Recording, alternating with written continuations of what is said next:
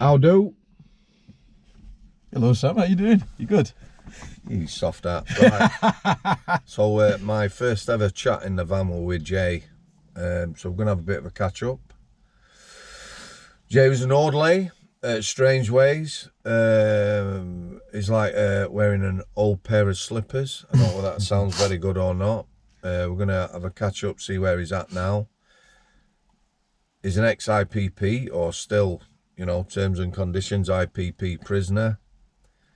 It's not only I.P.P. prisoners that needs addressing, there's lots of prisoners over tariff. I'm just going to tell you a very quick story about Jay and his parole hearing when he got out in 2015. 215, yeah, the first one. Yeah. 2015 when he got out, right? I was present in his parole hearing, which is quite unusual as an officer. I think his inside probation wanted me in there, and Jay did. So we were both there, batting his corner, as was his missus. So the issue around his parole hearing where he first got out, it's an issue around Mark Bridger. We're not here to discuss Mark Bridger. I'm just going to tell you very quickly and how these things can affect prisoners, not only I.P.P. prisoners, but normal prisoners on parole hearings. So Mark Bridger.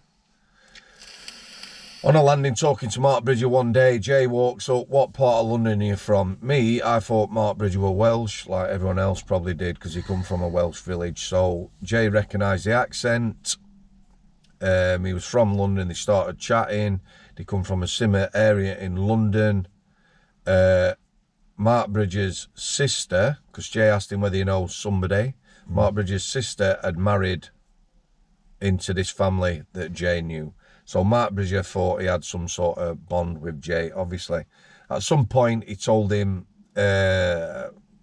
stuff we're not going to talk about, something awful about his crimes. Jay told me, obviously disturbed him. I put it down on a security information report. Because of that information, the police wanted Jay removing off the healthcare because at some point he might be required in court as a witness if the evidence and trial didn't go as they wished. Could I point out something? What a lot of people don't know as well, they gave me a letter of commendation for that. For everything that went on. Did they? Well. Yeah. So my point is here, Jay's told me something, I put it in security. Probation were using that and saying that he'd got involved in something that he shouldn't have. Right? All he did was tell me something that got followed up. In his actual parole hearing where he got out, outside probation brought this issue up. We had an argument, myself and outside probation, and I went, no. He hasn't got involved in anything. This is what happened. I explained the procedure. I explained what I'd done. Like I say, inside probation, we're batting in his corner. He got his partner there who supported him all the way through his prison term, and he got out. But that one thing, you know, nobody there to argue the point or whatever, it is still being inside. That's what it's about. You know, these parole hearings, the smallest thing or something like that can keep you inside. Yeah. That's about right, isn't it? Yeah, it's caused, you know what, Sam, sitting here, you know, a lot of things are blessed, but it has caused a lot of problems. That whole Mark Bridger thing, it's caused a lot of problems, as you know. You know, it's gone on to raise a lot of issues and put a target on my back. It has. So to speak. You know, it's about doing the right thing sometimes. Prisoners' code of conduct's gone to rat shit now anyway, because like we've already said, sex offenders on normal wings, people are bubbling people left, right and centre, but we'll move on from that. So he got out, like I say. I knew Jay's ex-partner quite well, speaking to her on the phone. You know, I'd run out of phone credit, make a phone call, that sort of thing. Yeah. But unusually supported, and he had a family life. So this story today is going to be about probation, right? So we're not. Jay's had some good probation officers that he's going to mention. He's going to mention his inside probation officer. Yeah. Chris, if you ever see this, yeah.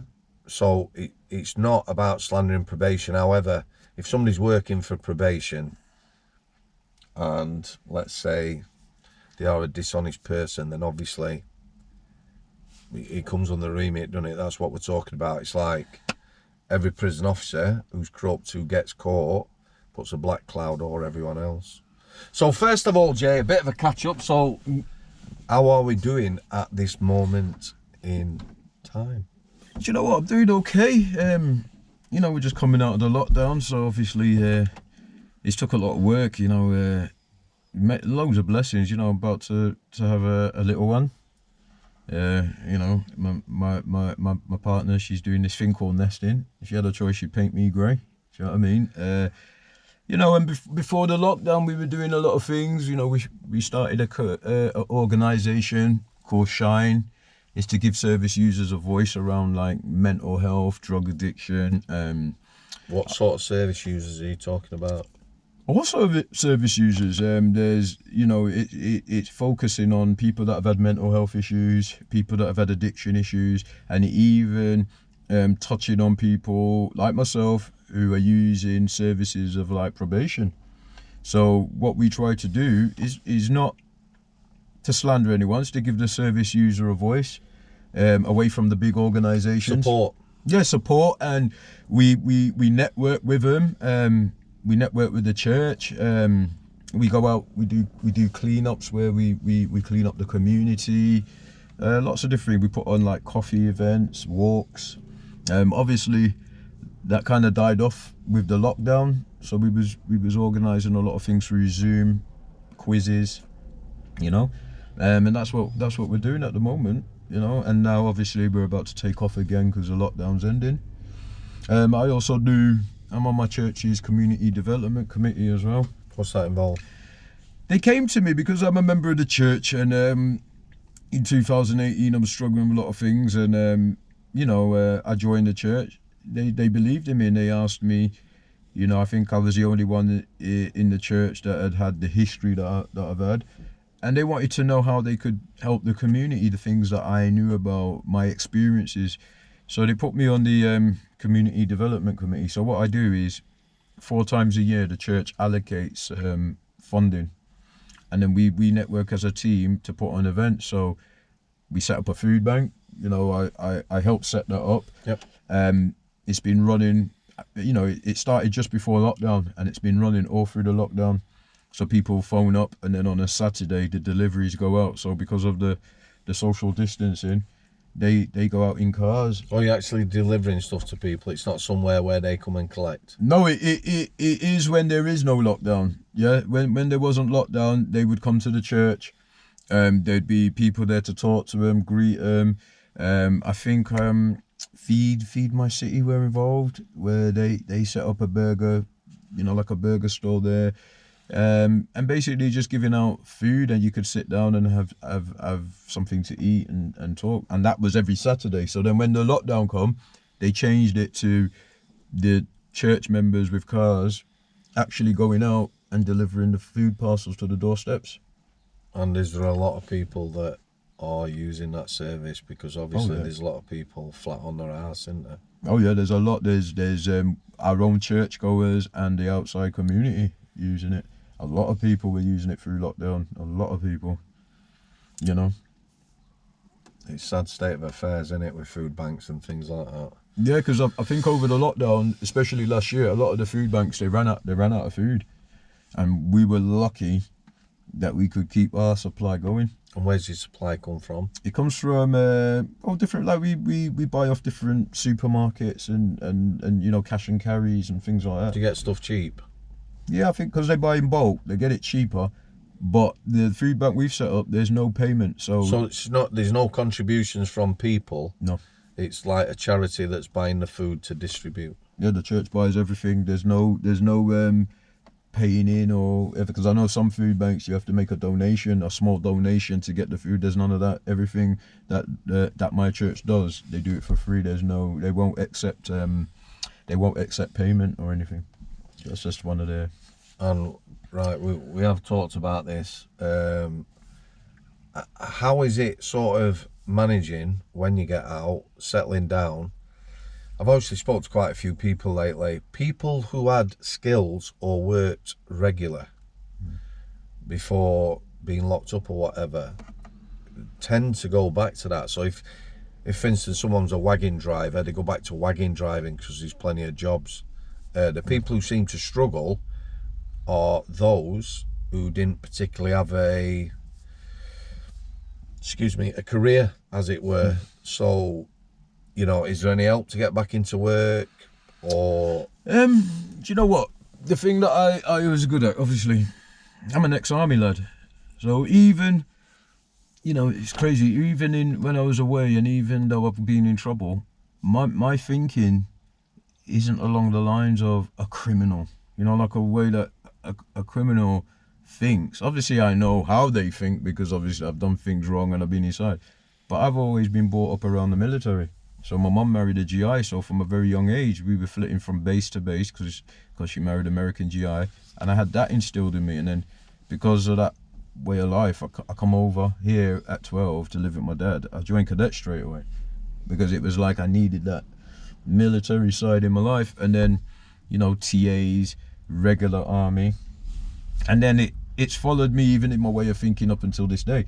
So then even when I left the military, I did get in a bit of trouble because I wasn't right. I didn't know myself. I knew, how do I say, even though I got in trouble, I didn't want that life. Do you know what I mean? I didn't want that life. And then, believe it or not, Sam, the thing I was good at was security. I worked at Renault Liverpool. I don't know, a lot of people will know this guy. There was a guy, his name's Stephen French.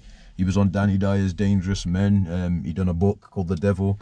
He owned a security firm called Crimark. And I actually worked for them before I became a regular soldier, and I worked for them after I come out of the army. And then when I came to Manchester, I worked at Manchester City's ground for a firm called Exclusive. And is that okay? yeah, That's where I was actually working when I was convicted of the offence that got me I.P.P'd. I was working there. did you sort of fall into criminality? I know we touched on this when we first chatted, but was it an active choice or was it just like must needs, not putting it in, you know, to sort of... Yeah. I think mine was peer pressure. You know what it was? I come over, I lived with my dad. And then you had the local lads on the estate. And then obviously I had an American accent, so I stood out.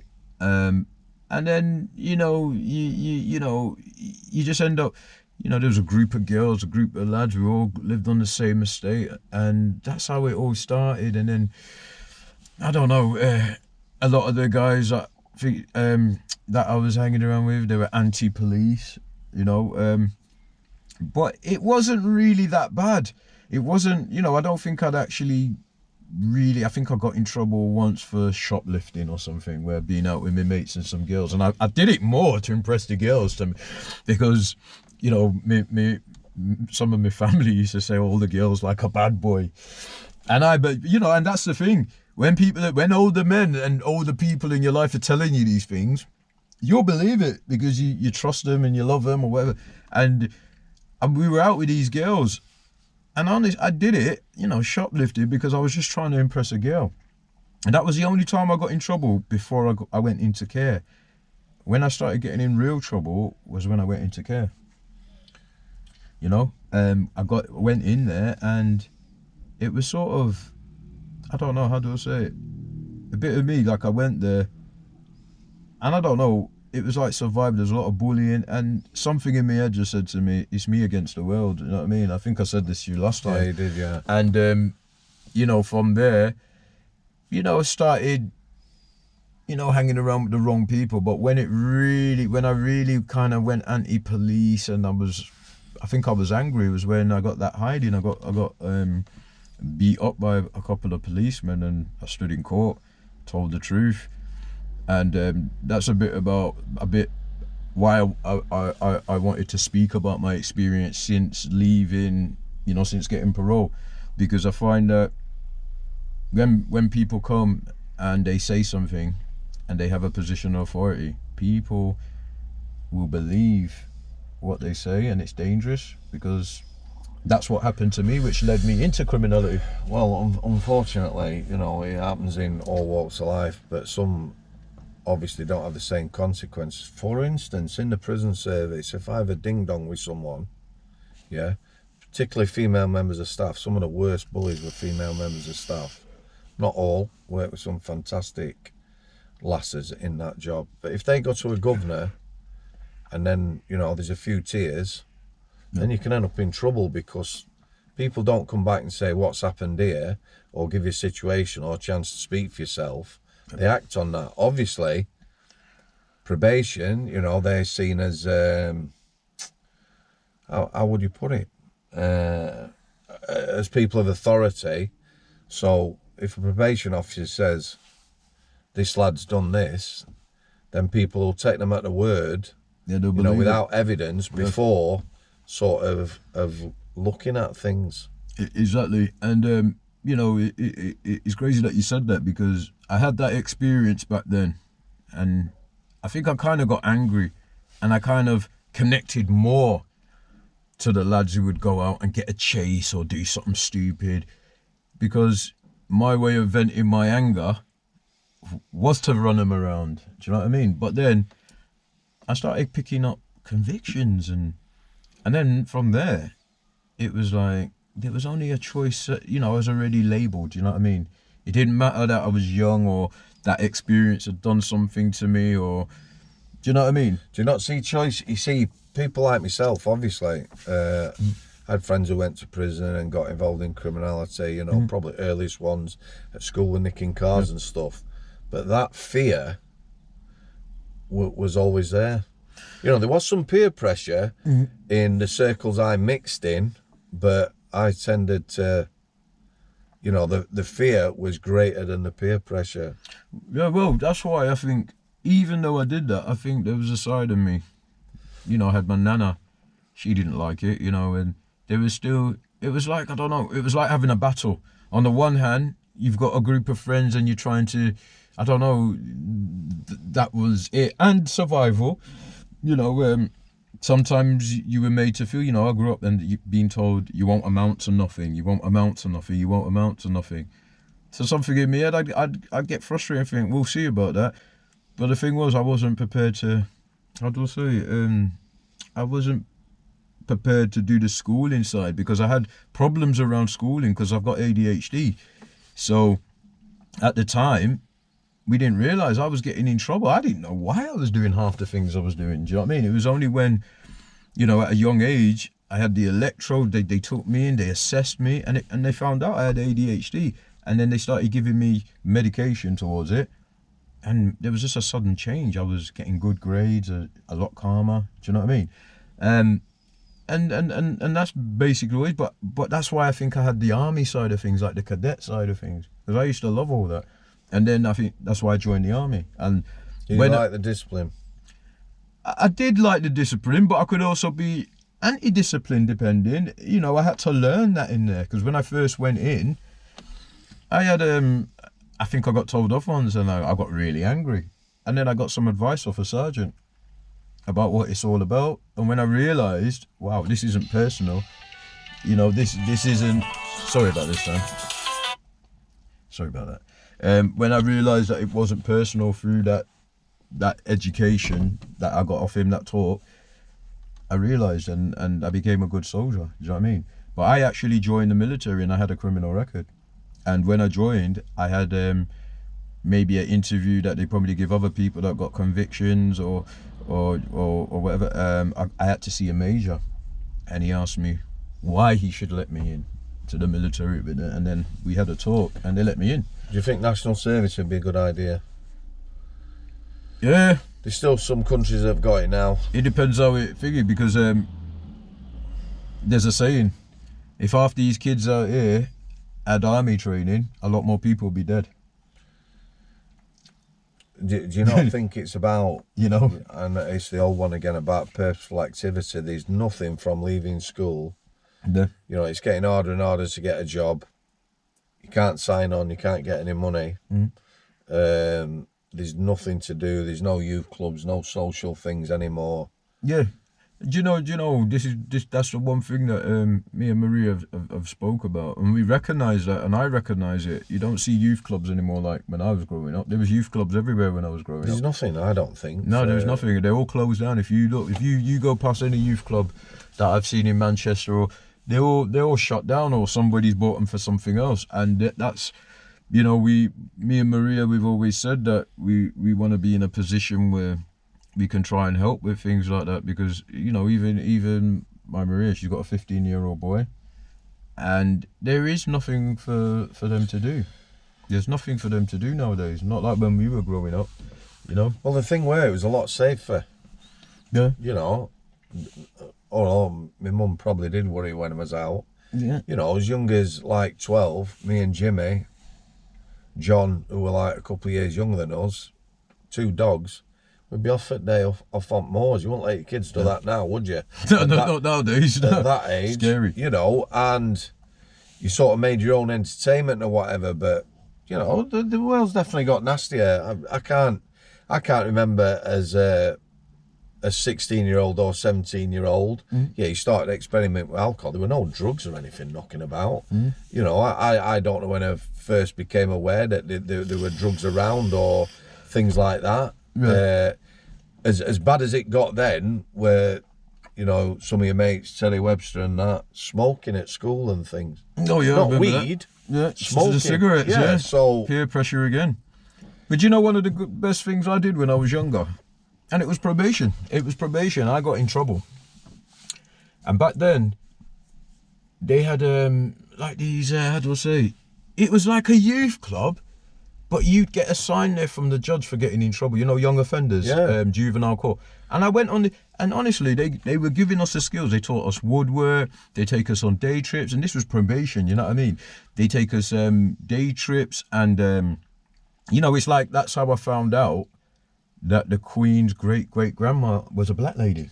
So how? Through that education we got at that probation place, and that was in Elephant and Castle. So what were the staff like? Were they like...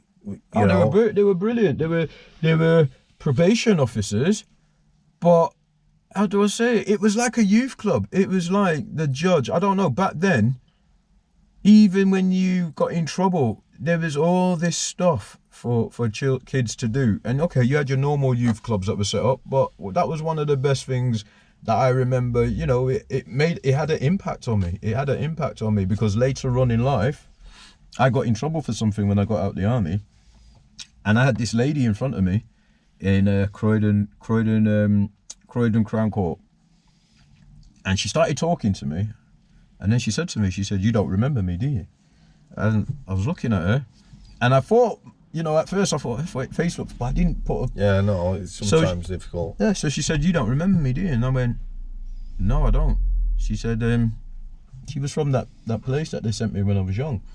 And she actually said to me, she seen my, you know, obviously they spoke about me in court, you know, because obviously it's not all bad. At that stage, you know, there was a time I saved a lady from getting raped, and it came out in court. You know, I actually went with my dog, found this guy who'd raped her, and he was convicted. I held him there. The police came. I held him there.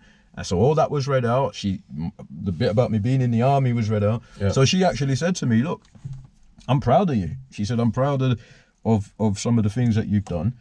But she said, "But also there's that side of you that gets in trouble." So she said, "Look, Jay," she said, "now that you're home from the army," she said, "if that's the path you want to take," she said, "there'll always be room for you in Her Majesty's prison." And that was her exact words to me. But I respected her. Which is true, innit? Yeah, but I could take that. Yeah, I could take that from her. Do you know why, Sam? Because when she said it, I remembered her from that place. And I remembered how much, you know, she was a nice lady, a fair lady, and she knew me from when I was younger. And what she was saying, I'm not being funny, I'm not daft. I'm not one of them people who if I do something wrong, and you know, I will address it, because obviously I'm getting on now. I don't want to be in and out of prison, and you know, I want to know what makes me tick. Why do I do the things I do? So I've always been a guy who's willing to work with probation, because I respect them. As long as they treat me fairly, I will work with them. What do you think about mentoring in community? You know, some of these youths that are almost touching base, small sentences and stuff like that. See, for me, a lot of people who I see now, like some friends who are out of engineering because firms have closed and no work, it'd be great working with kids, mentoring, working with youths, fantastic. But it almost seems like, the qualification should be wanting to do it, Yeah. bit of life experience, that sort of things, and how you get on with people. Where it's not, is it? I think that you need that because Me personally, no yeah, you could do a bit of that, a bit of mentoring yourself. That's what I'm doing now. Yeah. Well, when I was away, when I was in the ways, Yeah. I did I forgot the lady's name. There was an education lady in there that everyone respected. She used to go on the Cat A's, everything. Why do they respect her? Because she's it went by the book. She'd say she was a tough lady, a caring lady, and she had everyone's respect. So that's what it's all about. Did she make it work? Yeah, she made it work. That's what it's about, isn't it? Yeah, you have rules. Sometimes you have to step outside, or no, you have to make it work in that field. Some people are not good at that job. As we're going to go on to talk about some of my experiences. It's like the reason why I respect you, Sam, because when you was a prison officer, you was a good prison officer. So why? You was working. What qualities? Because you knew what you was getting into. You knew that you was going to be working with offenders. So what I'm trying to say, I could approach you if I was entitled to something and I needed to. I could approach you, speak to you with respect, and if you gave me my word, and if you gave me your word and you said, "I'll do it, Jay," you knew it was going to get done. And if it took a bit of time, you were honest. You didn't mess about. You would come and you would say, "Jay, you know what? That and that happened. I'm sorry, but I forgot about it, but I'll get onto it." And it would get done. But at the same time, I've seen you in situations where you had to, discipline someone for breaking the rules. And I've never heard of your name being mentioned with corruption, with stitching anyone up. You say it as it is, and that was that. The same with that lady. She was a teacher. And she had the lad's respect because she cared. Was she honest? She was Honesty honest. is the best policy, isn't it? And tell people how it is. Exactly. And through her, I got my MVQ in mentoring. I did it with her. I actually got my MVQ in mentoring, my level 2. And then I was on B Wing, working as a peer mentor, and that's how we got into it because the powers that be decided to work as a mentor. Explain what a peer mentor is. A peer mentor is just basically to support your fellow peers, basically, to support them and help them to grow, and you don't tell them what to do. You just make suggestions, honest suggestions, nothing that, there's rules around it, because some people, as I'm going to discuss, some people have their own hidden agendas. So there's a lot of rules around it, but it's just to help people grow and to support them. Would staff, say, can I have a word with this guy, or can you keep an eye on this guy, or... Yeah, they would do. And see, I'm a big believer, right? The listeners is what it is. They're prisoners who are trained by Samaritans. They had a race relations. Yeah, race relations. But we also had carers in prison. Prisoners who, when they say cared for people, they weren't helping them bathe and stuff like that. But if someone were disabled, they make sure they got the meals and stuff like that. Or take them in the wheelchair down to somewhere. Yeah, or whatever, exactly. So you had that sort of thing. So basically, I'm all for that. You've got a population there. Give them things to do and sort of help each other. Yeah, and you know what? It feeds you emotionally, and it helps you psychologically. Because I remember, as a peer mentor, when I was on B Wing, the amount of lads that we helped, and it would be the difference between someone going up in a cell and committing suicide. And some lads were anti-authority, so the staff recognised that, and that's why I think they had us as peer mentors, because when you were there talking to another guy and he could see that you was a prisoner yourself, yep, it would help him. I mean, obviously there's a big difference between the listeners and the peers, because with the listeners, the one thing is, like, if somebody says to a listener, "I'm going to commit suicide," by their remit, they're not allowed to tell no one. Yeah, they're not allowed to go and say anything to anyone, which I would find, me personally, I couldn't be a listener, because I would find that hard to know that somebody's going to do that, knowing that I could tell a member of staff to save him, but because of the rules and regulations around being a listener, you can't do that. I'll tell you now, right? lots of listeners, lots have sort of, they all knew the rules, Mr. Samworth, and you know, you do it in the right way. Bit sort of come up and say, listen, that lad, I don't think he should be on his own, or something's going on. Yeah. So it used to bat a bit clever, me. You go to an SO or a manager or something like that, and go from a different route, so it didn't come back on the listener. But all them lads, yeah, and that's the hard thing about it. I've never understood why. That's the only bit of their training I don't. Confidentiality. I don't either. Whereas with a peer mentor, we haven't got that remit. So if I know somebody's at risk of they're gonna do something, I can go straight to a member of staff, you know, and say, look, Gov, miss, what, you gotta do something about this guy. And it happened. I ended up, I don't know if you know, but when I was away in the ways, I ended up in a coroner's court over a lad on B-Wing, over the circumstances that led to him committing suicide. I got to the coroner's court in Manchester. Obviously, it was a bit unusual because I come on as a prisoner, but I was a witness. As quite often, yeah, I see all the powers that, because they can't get them there. Yeah, yeah, I see all the powers that be. You know, I've never seen so many POs and governors in one place. You know what I mean? And I had to give my evidence, but it wasn't to you know, I said it as I saw it, and you know, the prison officers and the prison weren't at fault, you know, and I just called it as I seen it. Again, honesty is the best policy. If people just see what they've seen, what they've heard, or what's going on, that's all you can do, isn't it? That's all you can do. And that's where I'm at the moment. You know, I love putting back in, because obviously, you know, it is what it is. I've done good things, but I've also done bad things, and I kind of, I don't know, where I'm older now, I've realised a lot of things. I've got a baby on the way. I've got my girlfriend now. You know, and I enjoy doing what I'm doing. Do you know what I mean? And I find that it's helping me to grow. I'm happier having nothing and volunteering and doing things like that spiritually than I am if I'm committing criminality to live or whatever. What about surviving though? You know, everyone needs money, put food on the table or whatever.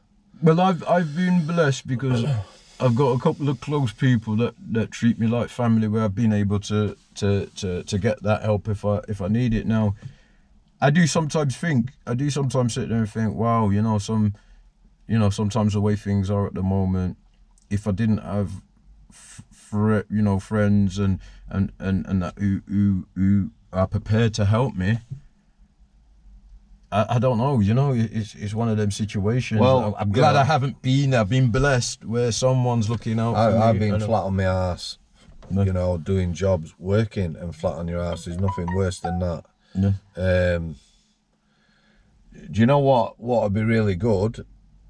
When I was young, and I remember really young, you know, we weren't a rich family.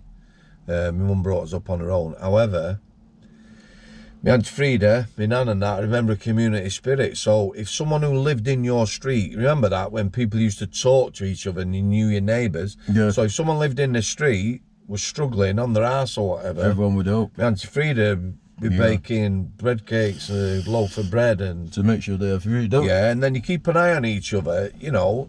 Yeah. Sort of the haves help the have-nots out, but all that seems to have. Yeah, and I think that's what we try to. That's what, you know, when I sat there with my pastors, you know, and you know, because even though people go to church and everything, they weren't aware. And I said to him, I said, this is what's going on. You know what I mean? Yeah, and my church are big on helping the community, because even Strangeways, they've had awards of Strangeways for contributing reading material to the church. They contributed 45,000 to navigate for the homeless shelters. Christmas time, there's stuff on my Facebook. We actually went out, and I was part of it. We went out because we allocated the funding.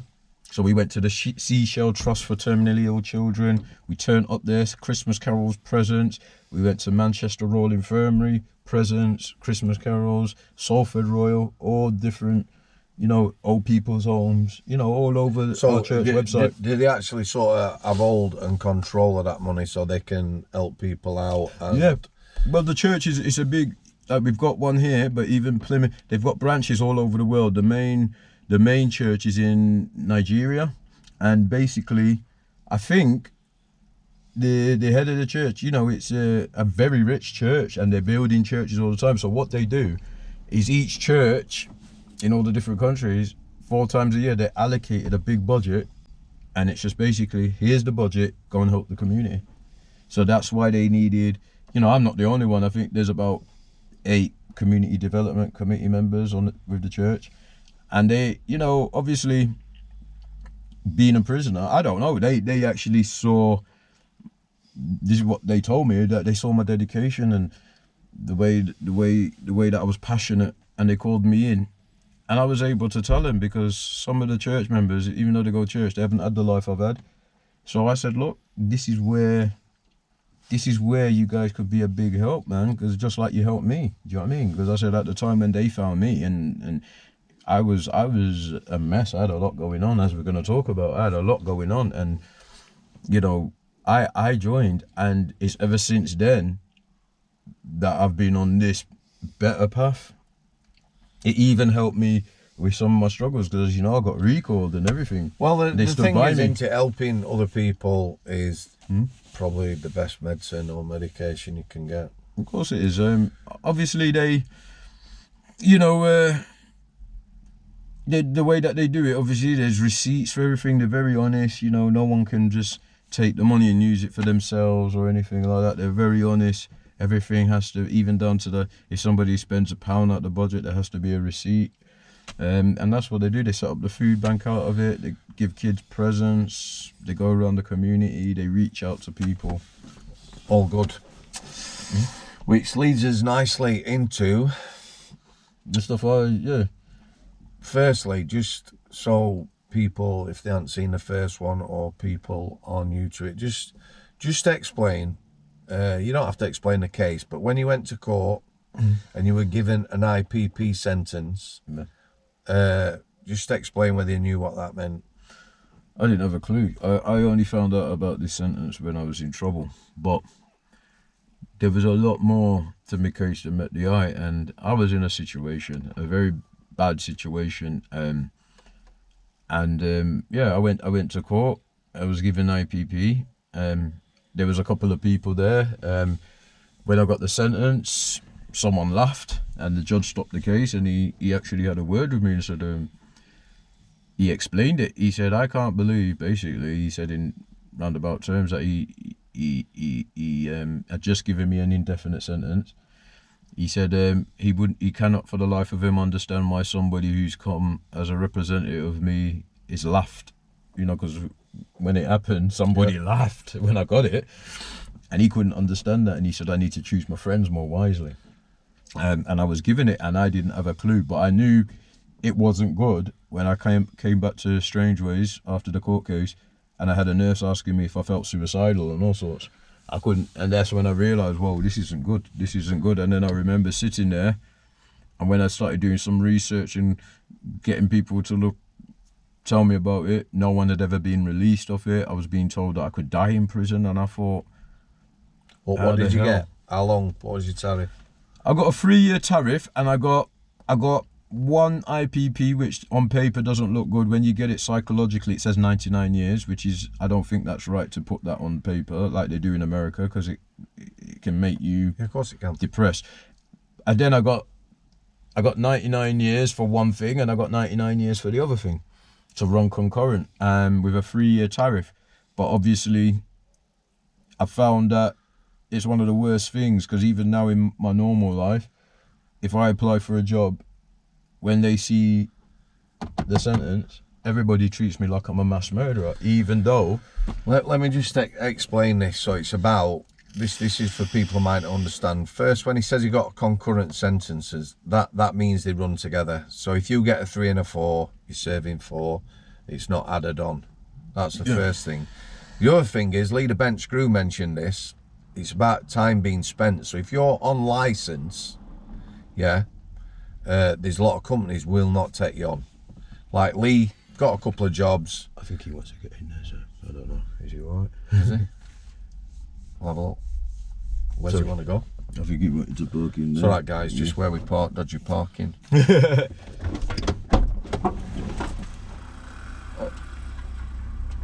you okay? Yeah, I think so. Yeah. Sorry about that. No worries. Yeah, Lee got a couple of jobs. He was still on licence. He didn't declare that, and he got binned after. So, are you still on a 99-year licence? Yes. I think the way that it works with the I.P.P, it's always changing because obviously. Let me just explain something. With the I.P.P, if somebody commits a murder, they get the life sentence for what they did. That's the punishment for taking someone's life. Yeah. I.P.P, they realised it didn't work because it was minority. I don't know if anyone's ever seen the film Minority Report. Yeah. But we actually do time for what they think we're capable of. So Well, they're basically presuming... It's risk management, isn't it? It's risk management. But at the time when I got it, it was actually proven there was no way of proving that you would no longer be a risk in society. Then they didn't have the courses for us to do. And the thing with it, it's always changing. So when I first came out, I was told that I'm on a life license. The difference between me and a proper lifer is that theirs is in place until the day they die.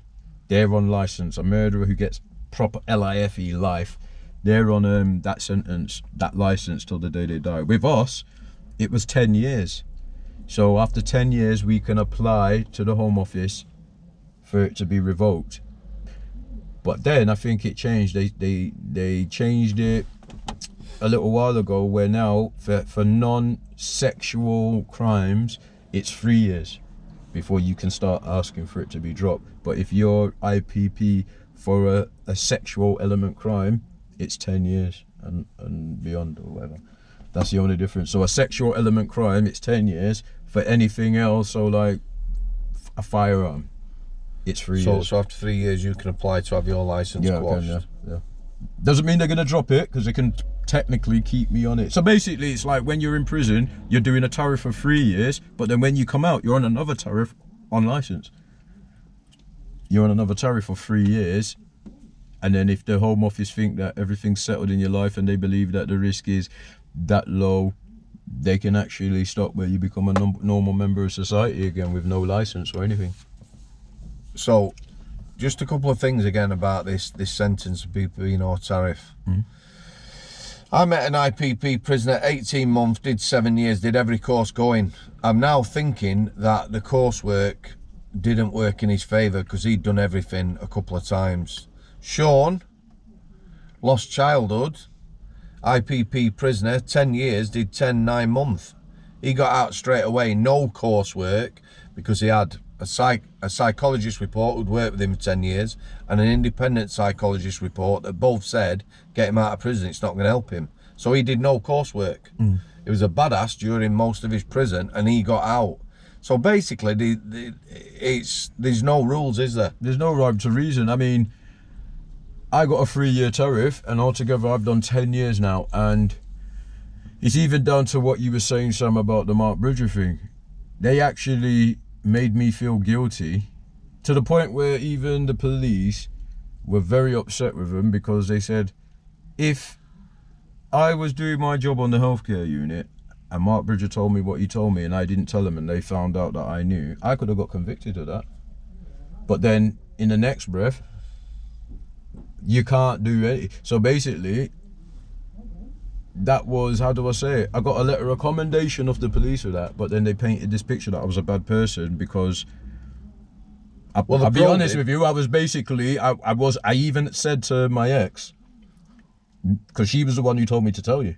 She could see something went right with me. I was losing weight, I wasn't sleeping. She kept asking me, what's the matter? And then I told her one day, so she told me to tell you, and she was the one who actually she made North Wales police aware of it, because they were going to they actually made Laura a witness as well. And basically it was decided, I spoke to them with my solicitor in the prison, and they asked me, and I decided that we already knew that she was dead, but all we were trying to do was give the family closure with a burial and closure on what happened. And it was painted like I'd done something wrong, and even Probation. Probation painted it like I'd done something wrong, and even recently, in a bit, with this interview, I'm gonna actually tell you to the nightmares that it led to for me, because I actually ended up back in prison by somebody who. Yeah, let's not discuss the actual thing, though. Yeah. No. Yeah. Screw him. Do you know what I mean? Yeah. We won't discuss Mark Bridger, but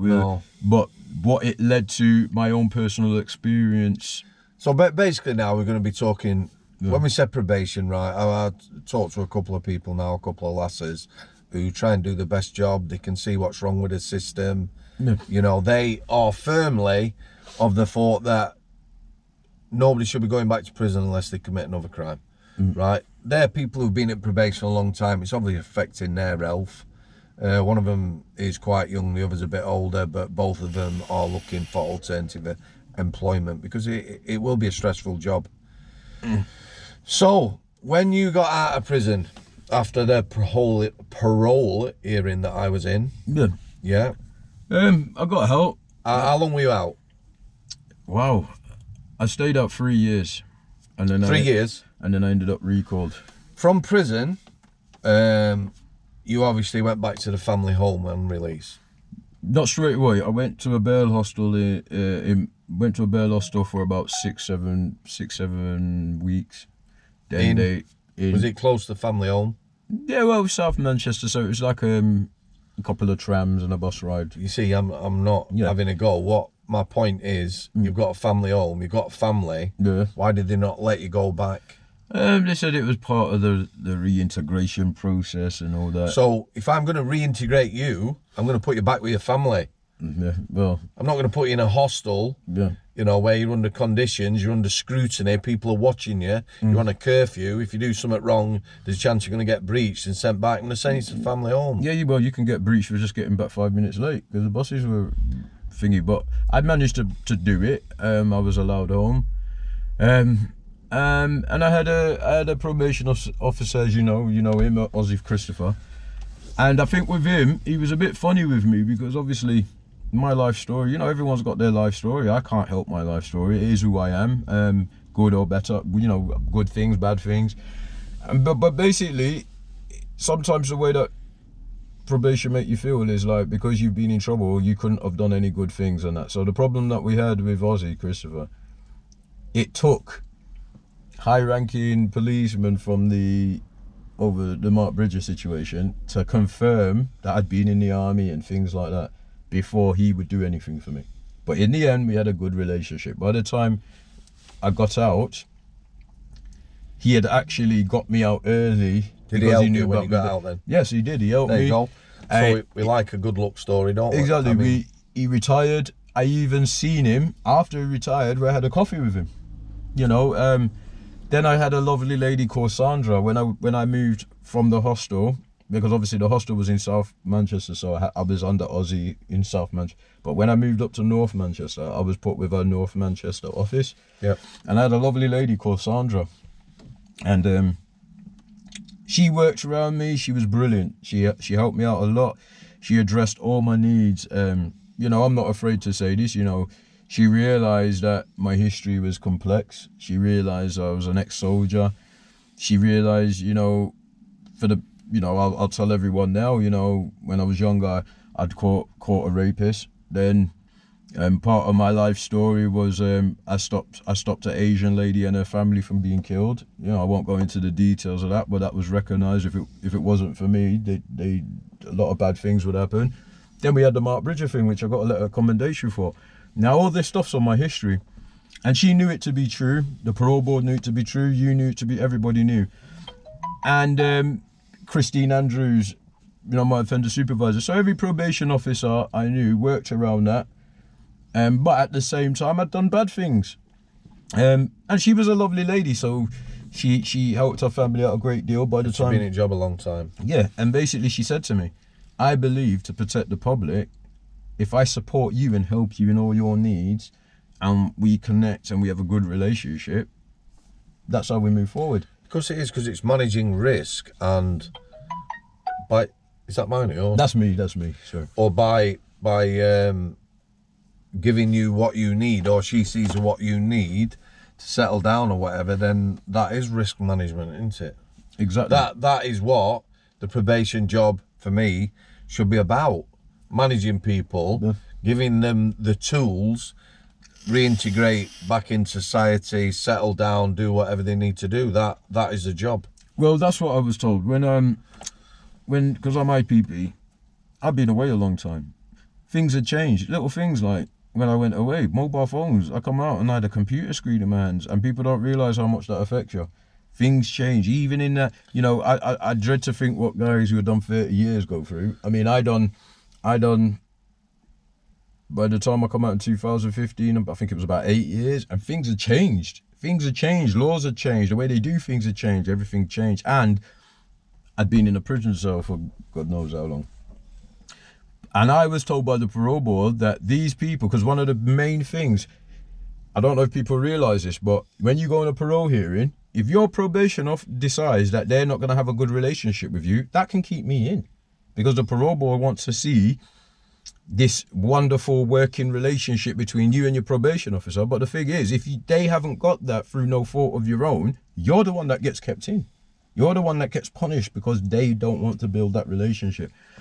But Sandra was different anyway. She helped me out. By the time she finished with me, she put me on a program where I could open my own business, which we were working on. And she also put me forward to be a probation mentor to help young offenders with my life experience, maybe to, you know, how do I say, get them away from that. When they come out? Is that when they come out? Yeah, I'd come out. So this was leading up to, I had a period where I didn't even have a probation officer because she retired, but that's what she had in place by the time she left, and that was like 2016. But then here, you know, this is where we get onto a very serious, you know, something I don't agree with and I think it's wrong. You know, the parole board and everyone told me that probation are a kind of support network. And I've come to realise that there is times where I do need them. But then in 2017, I got assigned a probation officer.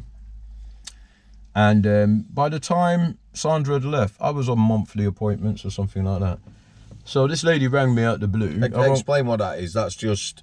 It's where you have to go in on appointments. So when you first come out, you have to do weeklies. So you go in, you have a physical appointment where it's either at your home or at the office. Now, usually... they ring you and they arrange these appointments. You'll get it in a letter.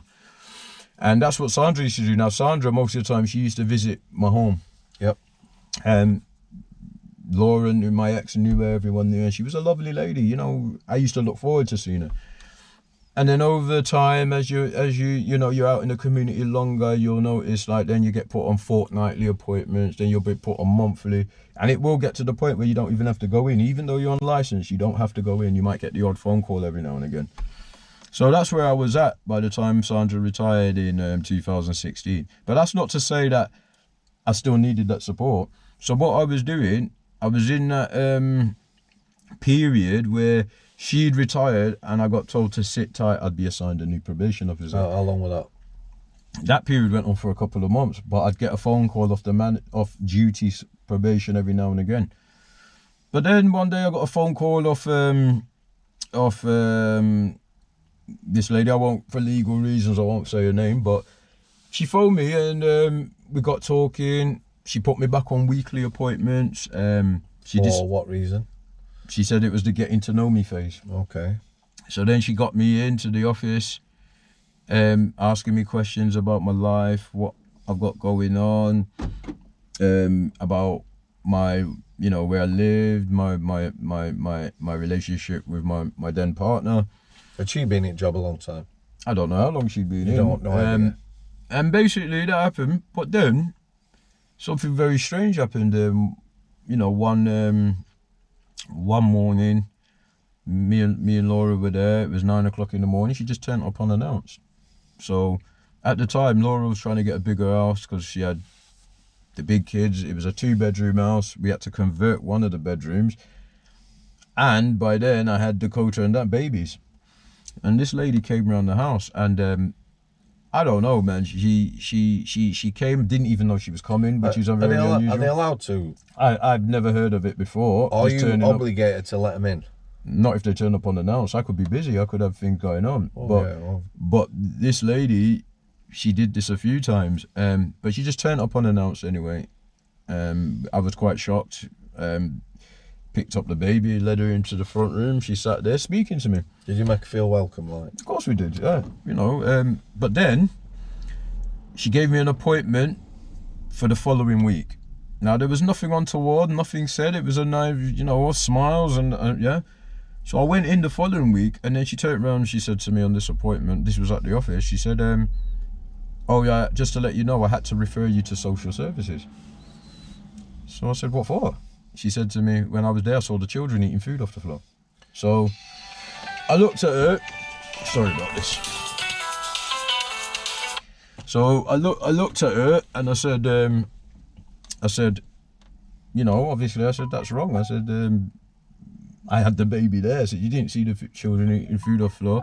And then I said, well, and how am I supposed to say this to Laura? You know, what am I supposed to say to her? She wasn't bothered. I had to go back to the house. I had to tell her this, tell Laura this, and it didn't go down too well. So at the time she didn't say, you know, Jay, is this normal that your kids eat off the floor or something? No, there was nothing said.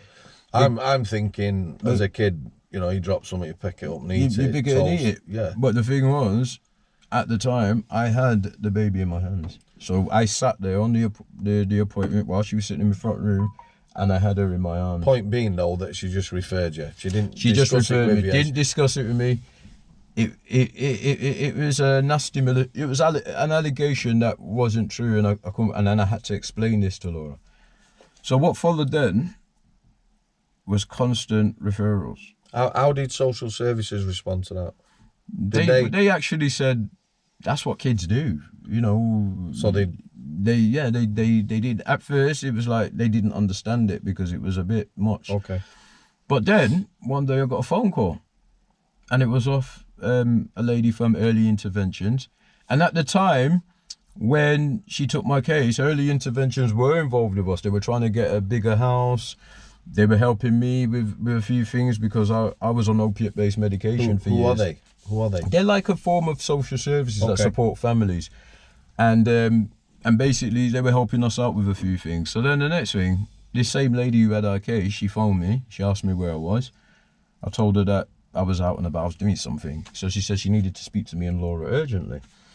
So I said, right. So I've gone back to the house. And the first thing she turned up and the first thing she asked me, she said, I need to ask you something. She said, what's going on between you and your probation officer? So I turned around and I said, look, there's something not right. I said, and I told her about, and she said, yeah, I know about that referral because we're the ones who got it. But she said, here's the thing that concerns us. She says, we're a different agency. So she said, if anybody makes an allegation to us, she said, we check out. Yeah, they don't act on it, they follow it up. They follow it through. They don't just take. So she said, I'm very concerned. She said she made a referral to us and she said that you'd put your partner's head through a double glazed window. She said you'd been arrested for assault. She said you're a predator and that no woman is supposed to approach you in ones. But she said, I checked your history. She said, I found out you haven't been arrested for that. She said, I'm looking at Laura now. I can see there's nothing wrong with her. Laura was just as shocked as me. And she said that, look, she said, you need to, she said, I'm putting this down as a malicious allegation. I'm refusing to answer the case.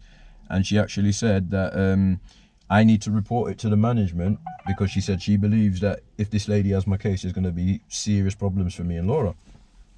Now, Sam, I'll be honest with you, man, I was up in arms.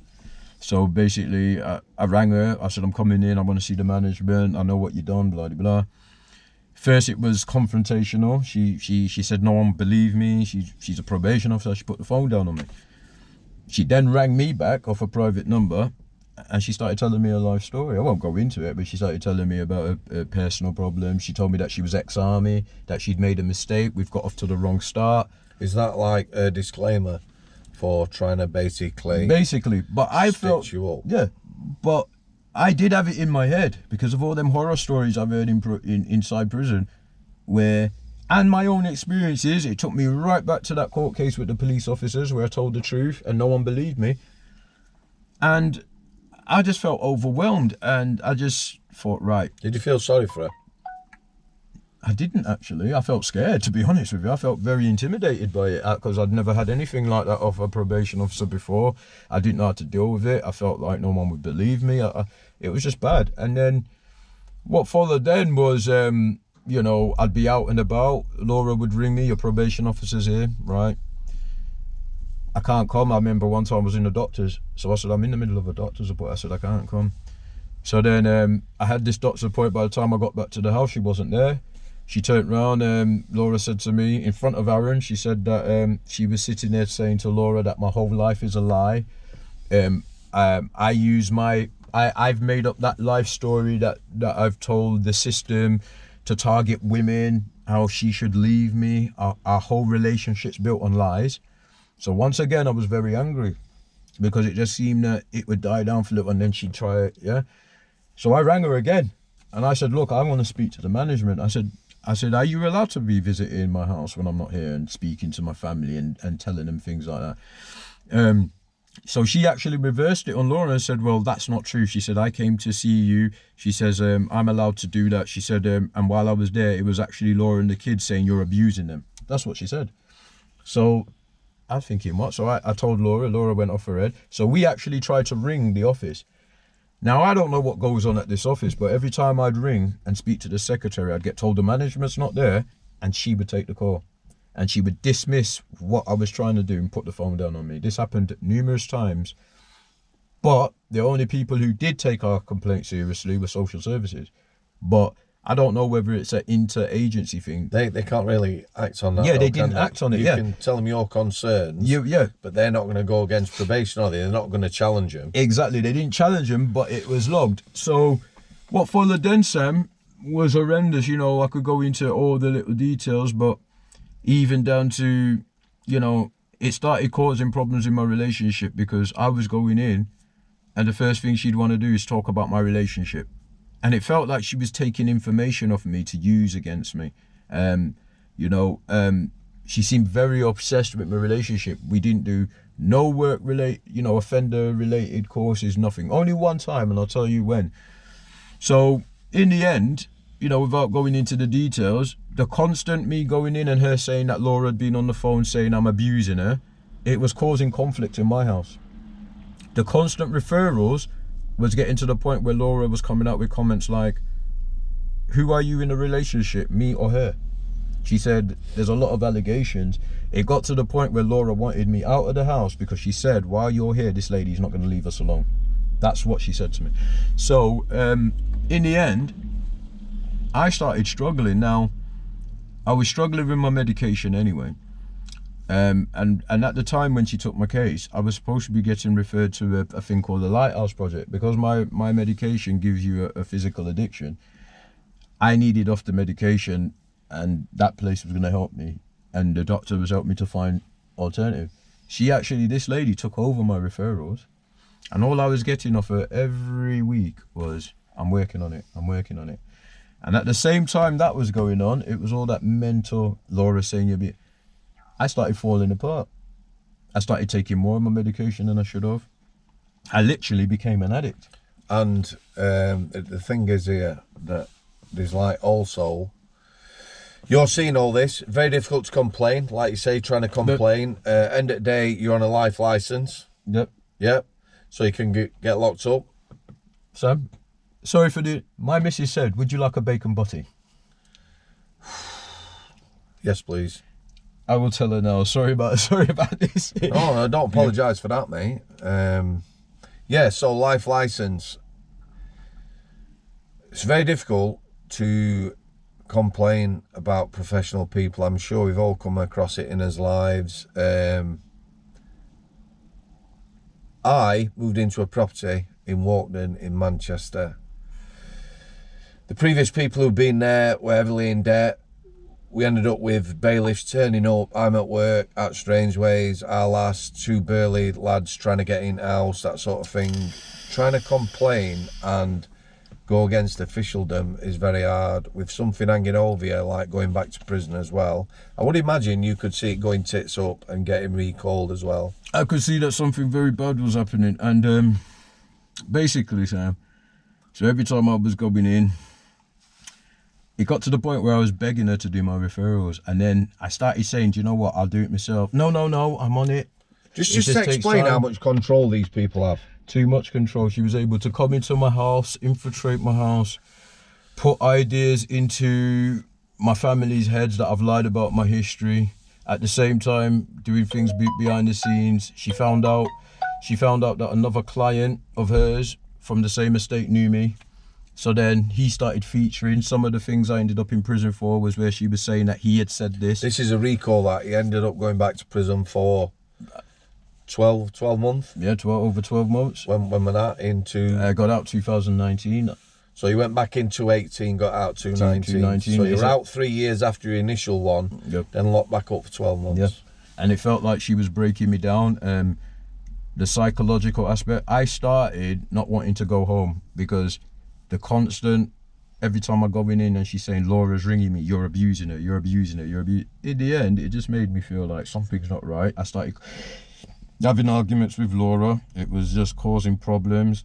I started not wanting to go home, so I'd be staying out. Then I started, I was struggling with my medication. It was leading to me wanting to get away from reality. It was crazy. And then, I need to add something here. Sorry to interrupt you.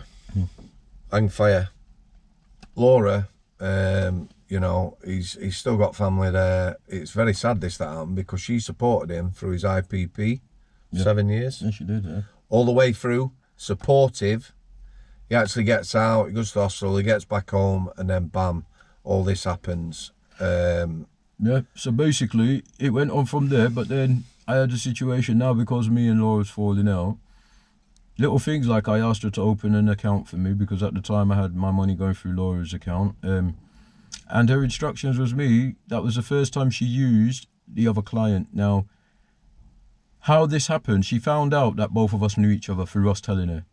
And then one day I got an appointment and I turned up at the office and this fella was sitting there and she'd put us on back-to-back appointments. And she actually waited until I got there and made an appearance. Was he a friend?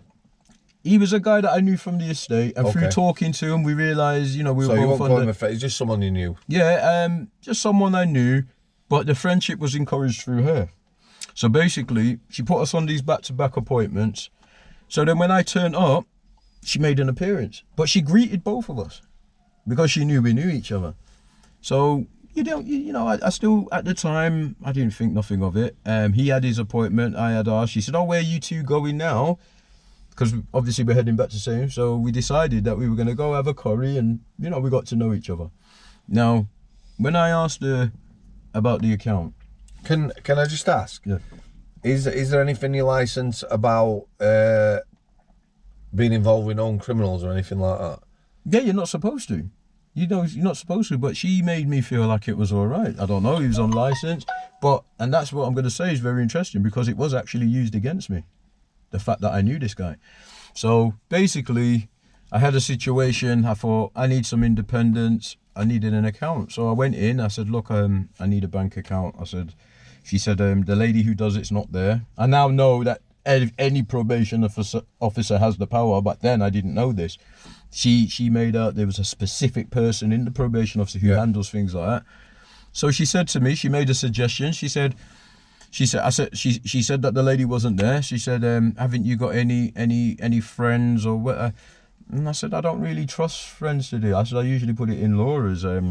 She said, well, what about Eugene? Oh, didn't you have your own bank account? No, I didn't have my own. But you needed one. I needed one. Right, so sorry. She made the suggestion, what about this guy? I won't say his name, but what about this guy? So I said, okay. So I rang him. He said it was all right. So she said, just to use it in the time being until she can get me mine. So I didn't... Did you not at all think that... I know it's very easy for me to say that to you now, on reflection. Yeah, I didn't. It's only when it all happened, and I started researching things myself, and I saw that they're not allowed to do that. They're not allowed to turn up. They're not allowed to visit the house. I didn't know none of this at the time because I'd never had a reason to check. Never with probation, ever. Well, you won't. At the end of the day, there's somebody you've got to work. You don't want to piss them off. No, you don't. And You've and got I was to work scared. with them, haven't you? You have got to be seen to be working with them. So the situation I'm in now is I'm legally bound to visit this person. I'm sitting there knowing that it's going to be a very hard battle to get people to believe me what she's doing. Yep. And I hated every minute. It became a nightmare for me. And I also realised that this lady was using information out my file and anything that she could possibly do to destroy me by manipulating things. So this incident with the bank account, this guy who she had on license, he had a crack cocaine habit, and she knew that. So when she told me to put my money in his account, I did that, and this went on for ages. So I kept going in, and two things I was asking. How often did you get paid? I was getting paid fortnightly, and basically what was happening was every time I was going in, I was the only thing I ever asked from her, when is she doing my referral and when is she opening me an account? And all I used to get out of her was, I'm working on it.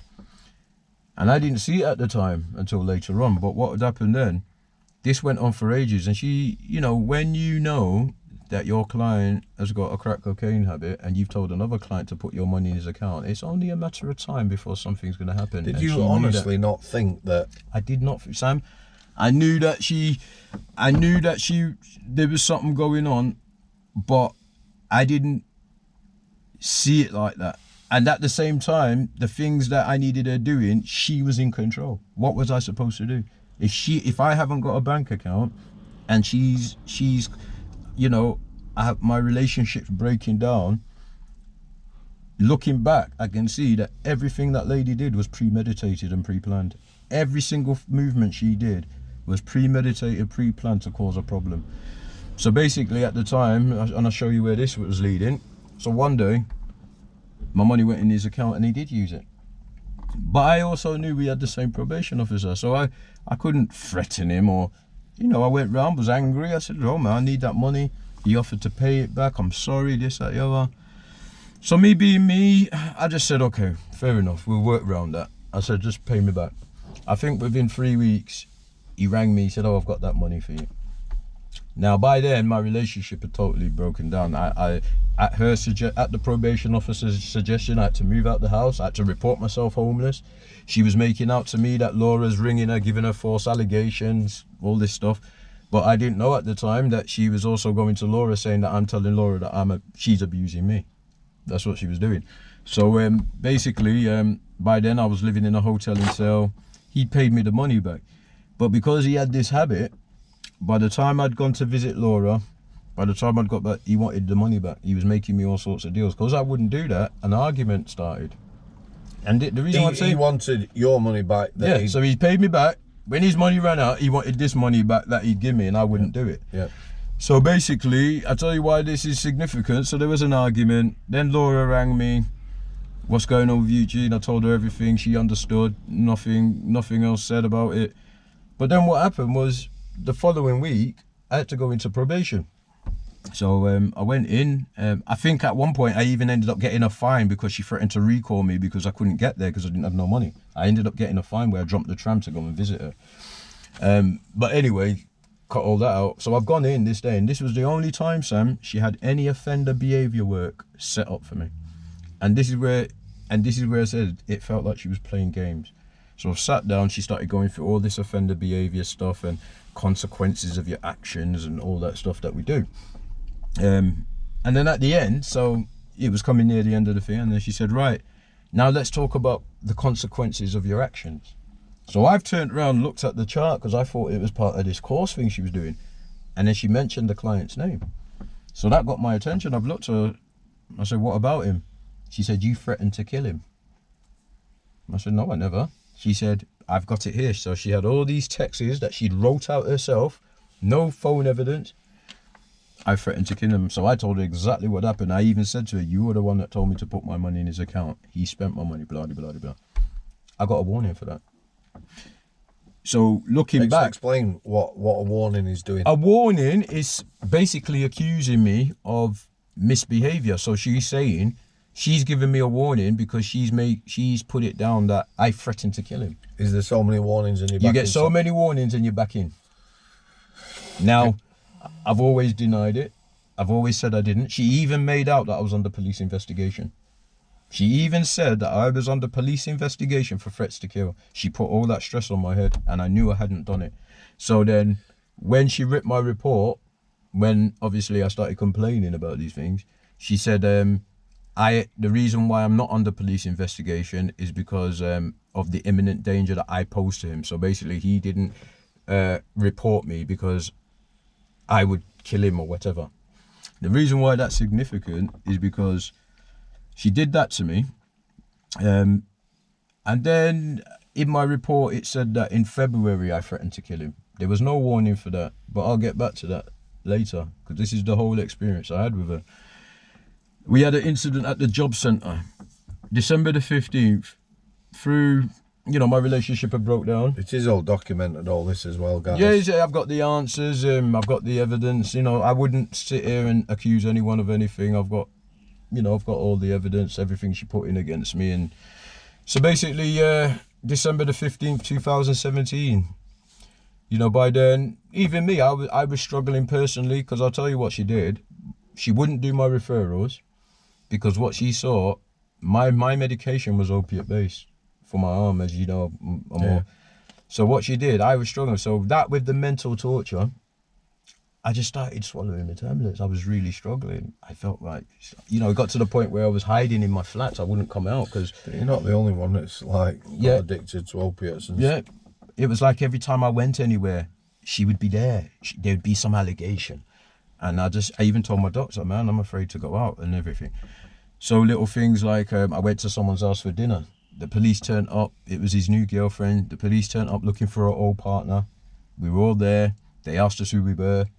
When she found out, because not only did she not do my referrals, but it felt like she had left me like that, thinking that the addiction of my medication would make me do something stupid. She had markers next to my name. So any time my name popped up, she would be there to make an allegation.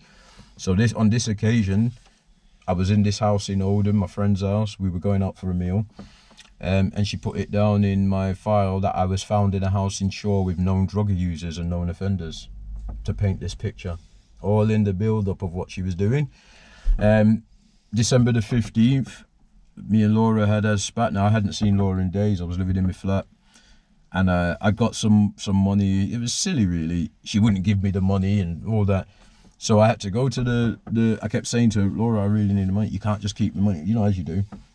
But I don't blame Laura because the way that, the breakdown of the relationship, it had us... After 7 years as well, it's supporting you, visiting you. Exactly. It's tragic. It had us absolutely arguing all the time. I didn't trust her. She didn't trust me.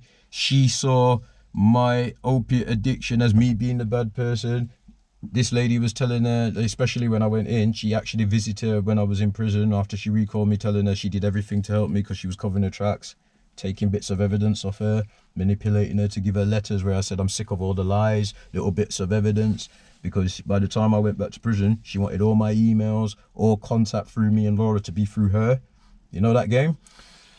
Honestly, that's what she did. And basically, so we get to that, but then anyway, in the end, I had to go to the police station. Now, this, Laura is my... Is this after your sentence?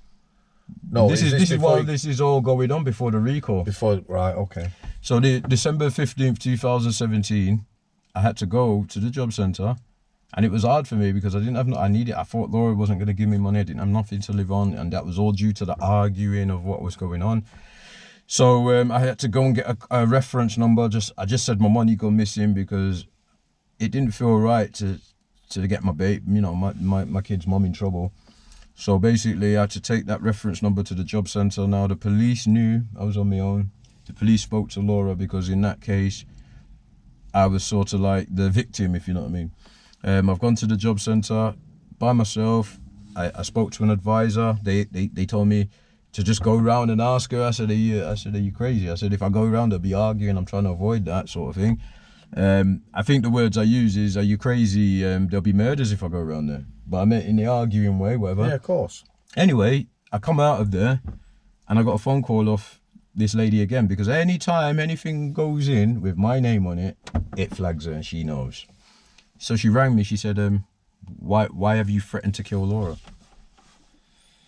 Same pattern again, like she did with Eugene. I said, I haven't threatened to kill Laura. So I've explained everything. But by then I was worn out mentally, Sam. So I told her everything, and I didn't think nothing of it. Next thing I know, in February, 8 weeks later, I got a warning through the door for threatening to kill my partner. So what, are you on 3 or 4 warnings now? Oh yeah, building them up. Now, it turns out, when I got recalled and I saw the evidence, I realised what this lady had done. And she also sent me she used an excuse to send me a letter with a smiley face on it, taunting me. Now, I saw the intelligence. It was police intelligence. Now, I realised why I'd got the warning. What had happened was, after speaking to me on the 15th of December, she told the police, because you know probation have access to police intelligence, she told the police that me and Laura have a joint account, and because Laura spent more money on shopping than she should have, I dragged her to the job centre and threatened to kill her.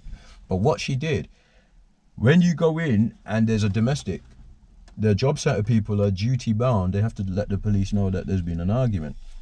So she manipulated the situation. What she did was she put that bit of intelligence in herself, but then she gave me, she waited 8 weeks, and I've got it all documented in my files, even down to when she asked for the domestic abuse report, and when she put me in prison to build a false trail of abusive evidence. She said that a member of staff from the job centre rang the police and said that. It turns out, and I've got it here, she actually has admitted that it was her acting off of the evidence of a third party. You see, for me, it's crazy. All these warnings should be like evidence, documented evidence, provable evidence. Exactly. If you're going to warn somebody, and they're going to be going back to prison, then it needs to be an event. You know, it needs to be. Oh yeah, but that's not... film, job centre film shows you dragging Laura in or dragging her out. Exactly. Or... But that's not what she's doing. What she's doing is she's telling lies on me. And she's always making out it's other people. She's manipulating situations she's causing. Now, sure. Do I get, if there's 4 warnings on your file, does somebody else not have to sign off on that? Yeah, they did. But what she done, the management at the office didn't know. So if somebody produces evidence that says, look, he was in the job centre, he threatened to kill her in the job centre, and it came from a member of staff from the job centre, they're going to think that you took someone to the job centre. They're not going to think that she's lied. But I knew. So then they're not looking for evidence either? No, they were just thinking, Jay's getting really bad here. Oh, he's being because she's lying. So it was only when I went inside and I saw the evidence, and she came and I said, I'm going to get you. Explain the frustration of being locked back up. And then did you get given recall papers? Yeah, they were delayed, and then when I got them, I went, wow. Even down to, she made out, I've never ever been convicted of a drug-related crime. She painted the picture that my crime was drug-related. She said that all through my prison sentence, I was in drug debts. She said every incident in prison was down to drug debts. She made out that people were coming to the house drug, and it was all a setup. It was all a lie. And I turned around and I said, you do realise that every single thing that she has put in here, I can prove she's lying. And they didn't believe me.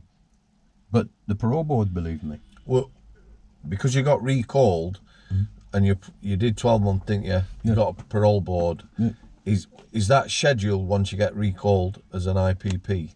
Is there a parole board scheduled? Yeah, there is, and it kept getting delayed. It kept getting... How long do you have to be back in before parole? Mine was scheduled for 6 months after I arrived. Right, okay. But I didn't have it until... I didn't get out till 12 months later. And I haven't even told you the worst bit. Because of all the crazy stuff that was going on, she was using a client. Now, the argument that got me recalled, he actually came. Now, look, I'll go as far as to say, between him and her, you know, because of the stuff I did, like, about the Mark Bridger thing, and it's in my file, she was that bad to me. She tried to set me up in a drug deal. Now, what had happened? Eugene kept coming round. Now, I was isolated in my flat. waiting for her to do these so-called referrals that I knew wasn't going to happen. Around February 2018, things went absolutely crazy. He kept saying to me about, he said, look how you're living, because obviously she's moved me out. She's put me in a flat. She wouldn't do no referrals for me. I had no furniture. She wouldn't do my referrals for drug services. She wouldn't do my bank account. But don't get me wrong, she's wrote out her diary and recently tried to make out that she did all these wonderful things for me. And I've just said, that's not the relationship I had with her, and that's not true, and that's not what's in the evidence. But that's how I was living. So then I'm having him come round. Jay, you know, you can't live that. I tell you what, mate, I've got some connections. You've got the, let's do this, let's do that. You need money, you need to build this place up. Do you know, I actually went to the office and said, I said, I'm waiting for you to do my referrals. I said, tell him to leave me alone. He keeps coming around trying to get me involved in drugs. I just want... Is he still under, as it were? No, he'd left her in 2017, but there's another thing that she lied about. Because I'll tell you now, Sam, my case is full of holes. People will look, and a lot of this gets buried in paperwork, doesn't it? It does, but when I called it out, not only did I say it, I produced physical evidence to show that there is no possible way that these things have happened. I actually had physical proof I brought to the table. That's what's ignited all this. You know, like, to be honest, I'll tell you now, she told my family I'd never been in the army.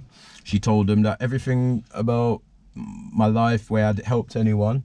She absolutely slandered me in reports. She called me a predator. Laura did a housing statement because obviously things had broken down. We were arguing. Yeah. And I'm saying, wow, this lady is actually doing all these things to get us like that so that she can put a little light to make everyone sound like they're, yeah. So basically, Laura did do a housing statement. Every single bit of evidence that was used to put me in prison came through her, through this lady. And basically what she did, she swapped the statements. So Laura did a housing statement. She took the housing statement with Laura's signature and she wrote out a whole new statement pretending to be my partner. And Laura has actually did a statement to the parole board telling them that is not the same statement I gave housing. And I knew straight away because the person who wrote the statement pretending to be Laura didn't even know how long we'd lived together. They didn't know the layout of the house. And I've got to tell you another thing. In my psychological report, it said that I was sectioned in my 20s. That was wrong. I've never been sectioned in my 20s. Laura does not have access to my psychological report.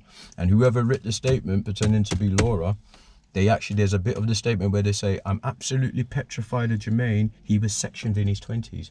And I'm going to tell you another thing that was in that statement, another two things. Remember what we discussed in this interview about I.P.P? Now, to know about the I.P.P, you have to be educated. Because most people just think, oh, you got that. Well, yeah. Right, and like I said, when you do a murder, you get life for what you did. I.P.P is about what you're capable of. So in part of Laura's statement, it says, Jermaine is I.P.P, and then it has in brackets, indeterminate sentence for public protection.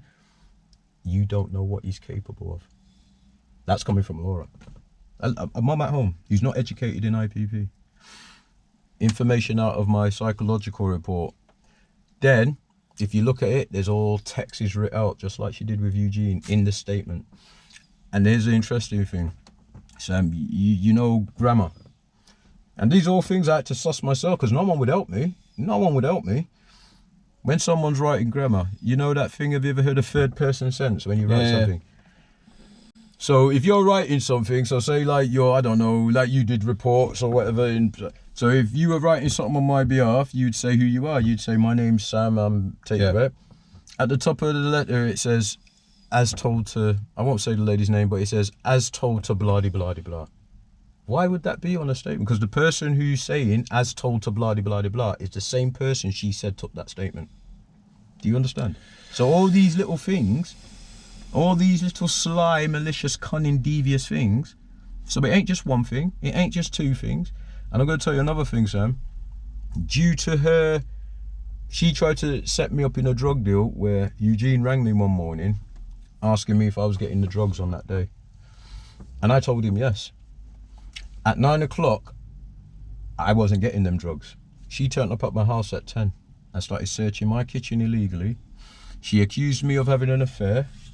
The person who she was trying to say I was having an affair with, I called her around the house because I felt really nervous about her and her colleague being in my house. Or did she bring someone with her to search? Yeah, but they didn't find any drugs. And she lied and said she did. Then she tried to lie in a meeting and hug me and said that she did me a favour when she found drugs in my house and didn't ring the police. That's how bad she was. And the lady that I called around my house because she made an allegation, she actually came round saying that Laura had rang her saying I'm having an affair. And I said, what's that got to do with probation? I said, I don't do things like that, but what's that got to do with you? Why are you in my house? So I'm not going to lie to you, Sam. When I went up to get my phone, she started searching all my kitchen cupboards, heard all my cupboards going. When I came in and asked her what she was doing, she was just writing, wouldn't answer me. That's how she was treating me. The girl came round. Her name's Paula. She came round, she asked her some questions about me and Laura, why I don't know, it was very embarrassing. They all left. I rang Laura, I said, Laura, this has got to stop. I said, she's just been round here saying that you've rang her saying I'm having an affair. Do you know what Laura said? She said, Jay, that has not happened. She said, I'll speak to you in a minute. She must have rang her. Do you know what the lady said to her? She said, no, Laura. She said, that would be illegal. While I was there, Jermaine had drugs everywhere and the girl let herself in with keys. That's the sort of shit she was. Sorry, it's scary because I'm getting a bit angry with but so it's not just one thing. We've got all these things. This is putting you back in. Yep. Save cam running out. We're gonna finish it now. Okay. And then we'll carry on again. But basically, I'm quite sure when people just in time, Bacon Butty's coming as well. Yeah. Thanks for coming. I'll see there. Do you want to set it off? Yeah. Who? What? To these guys, do you want to say bye? Oh yeah, sorry, mate. I didn't know what he was talking about then. Yeah. Bye now. See you soon.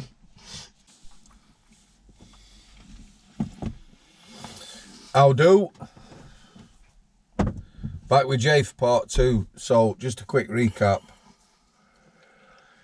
I know it sounds incredulous to some of you people, but what happens is stuff gets buried in paperwork. I've seen enough people getting locked up, buried in paperwork, enough people getting sectioned, buried in paperwork. So February 2018, well, Jay's going to start from there. Yeah. But let's just say, because it's worth mentioning, at no point is he back in front of a judge before he's put back in prison. Yeah, February 2018. Can we have the ketchup out of the... Out of the picture. Sorry, guys. February 2018. By then, I was... she'd asked me... She said that she wasn't comfortable with me living at my house. That's how much power they have. She had the power to make me leave Laura. Laura wasn't happy with it, about it, because she had the babies. So there was a lot of decisions being made without my consent or us having any say-so, all due to this lady. That's very dishonest. Every time I tried to tell them what was going on, I felt like I wouldn't be believed, as is the case, because even now that I'm producing evidence to show that it's lie after lie after lie, it's still the same. They still trying to say that I'm wrong. So basically, February 2018, I realised something wasn't right, because that's when she stepped it up. She put in false intelligence against me on December the 15th, said that I threatened to kill my partner in the job centre, made out it was a member of staff from the job centre, which she's finally admitted now, and I've got it in writing, that it was her acting off the evidence of a third party. Now, the reason why I'm saying this... Is there any mention of a third party, or is it just a third party? Just a third party. But I've turned around and said, well, that's unacceptable, because at the time, she said it was a member of staff from the job centre, so it's illegal. It's fabricating evidence and that. But at the time, anyway, the day before she came to my address, she asked for a domestic abuse report, and she used the intelligence that she had put in herself as evidence to build evidence that I'd threatened to kill my ex-partner.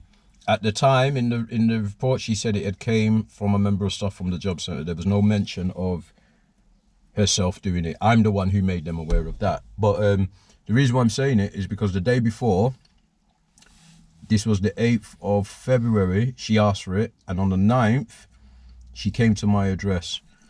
She came to my address with a colleague. I let him in, straight to the kitchen area.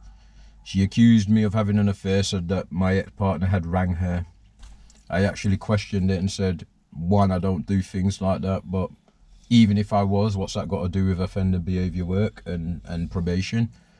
At which point I said, look, I'm sick of the allegations. To this member, I said, I'm sick of the allegations. I'm going to go get my phone, ring the person. They can come round because you're making me feel uncomfortable. As I went out the kitchen to my bedroom to get the phone, I could hear all my cupboards going. Came back, I asked her why she was going through my cupboards. No answer. My friend turned up. She asked her some questions about me and Laura. Then they all left. So at which point, I rang Laura, told her what had happened. Laura said she had never made no such allegation, but by then it seemed to be a constant theme. And then she was making out to me that Laura's lying, she is actually doing it. So my head was in a spin. I didn't know what was going on. So Laura said to me, I'll phone you back. She must have rang her.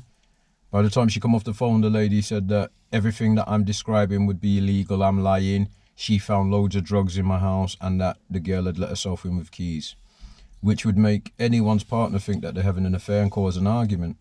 And that's what she was doing, causing situations, causing arguments, and then making me out to be an abuser. Was not the mistrust already there now? And yeah, no by then doubt, we were... And no doubt, Laura, bless her, is getting pretty pissed off by now.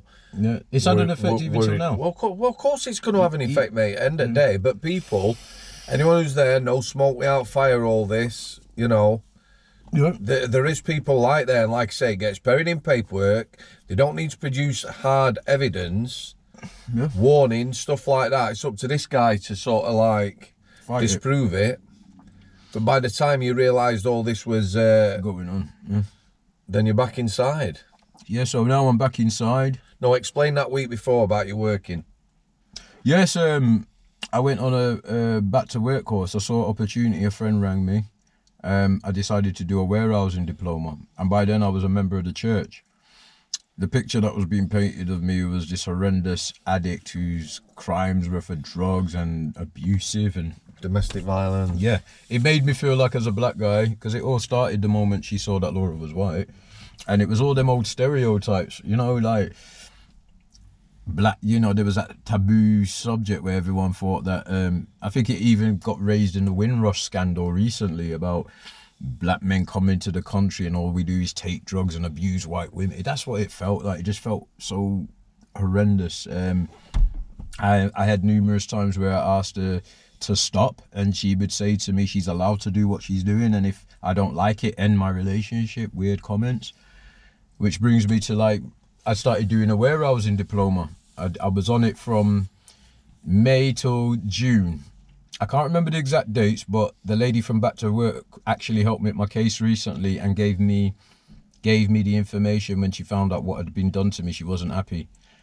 So basically, I was put in prison, and she said that I disengaged from probation. She said that between May and June, she didn't know where I was, which is a horrendous lie, because the parole board can then keep you in, saying that you're not complying with probation and that you need to stay in. Especially they do that with I.P.Ps, that we need to learn to comply with prison rules before they'll let us back out if we can't comply with probation.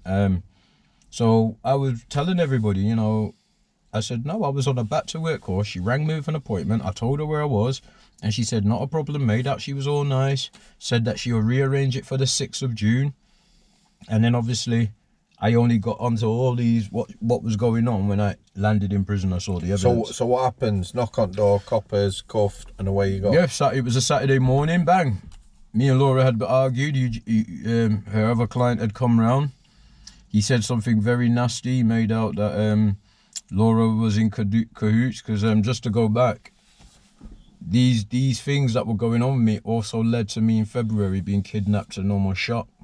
And basically, as a follow-on from that, her client accused Laura of being in cahoots with the people who did that to me, and I started arguing with Laura, and that's what got me recalled. So when I landed in there, I started saying, look, something bad has happened here, and I tried to tell the powers that be, but it was like, because she had that label probation officer, no one was interested, and it didn't matter how many lies I proved, they've covered it up and made me out to be guilty, and it's still going on to this day. But the parole board, we did something very interesting. When I accused her of corruption in a big meeting, the statement that she had... Was this inside prison? Yes. When you're on your parole? Yes, she'd basically produced a statement saying that my partner had written it, but my partner did a statement saying that's not the statement I gave housing, it's been changed. There was information in there, like I've just spoke about, that could not have come from Laura. The person didn't even know how long we'd lived together, and Laura pointed out all these facts to me, and we realised how dangerous she was. And basically, all my evidence has just been shot down. They're trying to justify what they've done. I asked Judge Slinger, the parole board chairman. Probation thought that it was the parole board that had asked for the statement, but it wasn't. We actually went behind probation's back and asked the parole board to obtain not only the statement, but she also took a letter off Laura on a visit to her house while I was away, because she went to convince Laura that I'd made everything up, she'd done everything to help me, I was a liar. See, Laura, I told you what he was like. She took a letter off her. Should she be going to... No, she couldn't, but she denied it. But I've got corroborating emails where Laura was actually emailing me in prison telling me what she was doing, and I've given that to them as well. But she basically took a letter, because what she did was, when I was in prison, she had this statement, and I'm convinced to this day, because she made out to the parole board that I was under... She said to the public protection casework team who handles your recall and the Home Secretary that I was under police investigation and I was awaiting further charges. And I said, how is that possible? I wasn't even arrested. That's the lies that she was telling. So basically, I'm convinced to this day that the reason why she tried to keep me and Laura apart in jail with her lies was because she was going to produce that statement under Clare's law. She was going to put that statement in to get me in trouble. That's how far she was prepared to go. Yeah, in some malicious... Look, I felt like I was being pursued by a psychopath.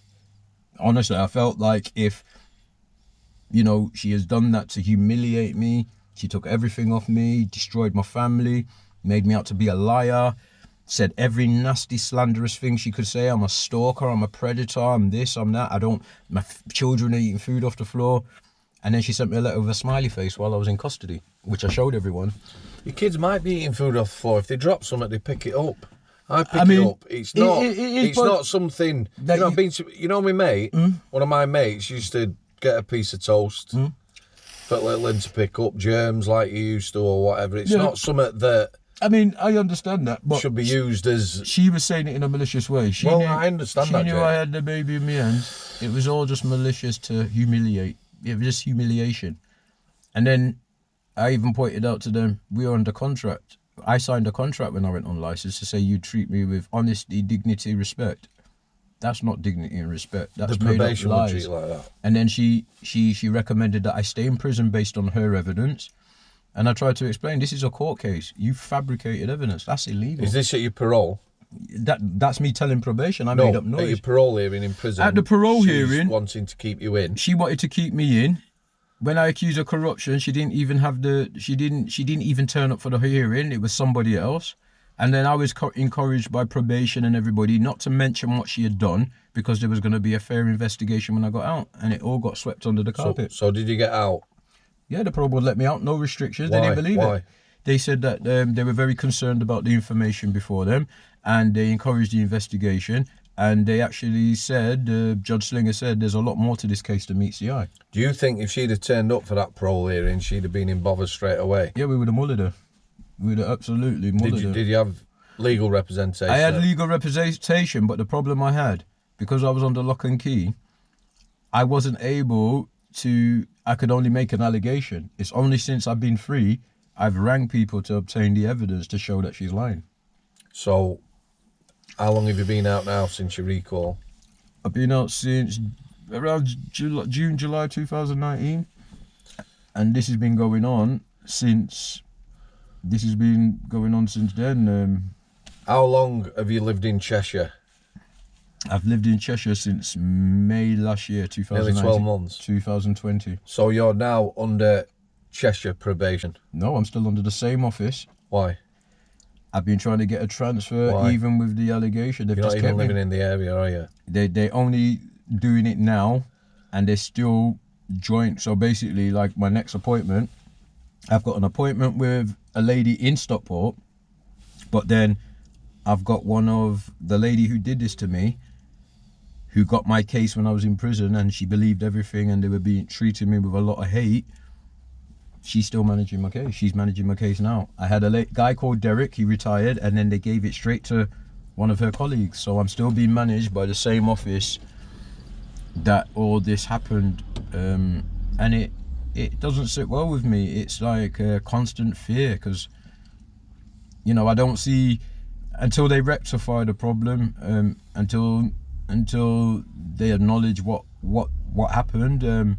I can't see probation in the same way. Right, so I'm going to do this now, Jay. I'm going to play devil's advocate for all people who say, oh, that can't be right, you can't do this, you can't do that, you can't have had all them warnings, no smoke without fire. The facts are of the case, we've already said, in parole hearings, things can be held against you. The fact is that when you got to parole hearing, you got out. Oh yeah, no. So they haven't looked at all these warnings for domestic violence, drugs, anything else. They haven't looked at that and said, oh, he's a risk, we need to keep him in, like a lot of people are kept in. There was nothing told you for. So basically, gone back in, 12 months, parole hearing, and you're out. I was out, and I believe that we were all duped, me, the parole board, because they basically, even my offender supervisor inside the prison, encouraged me not to speak about this lady. And basically, when I came out, there was no fair investigation. It was given to her colleagues. They writ it off as no wrongdoing, and then told me to get on with my life. Told me I was deluded. They actually said that in that office. That so they I investigated was themselves?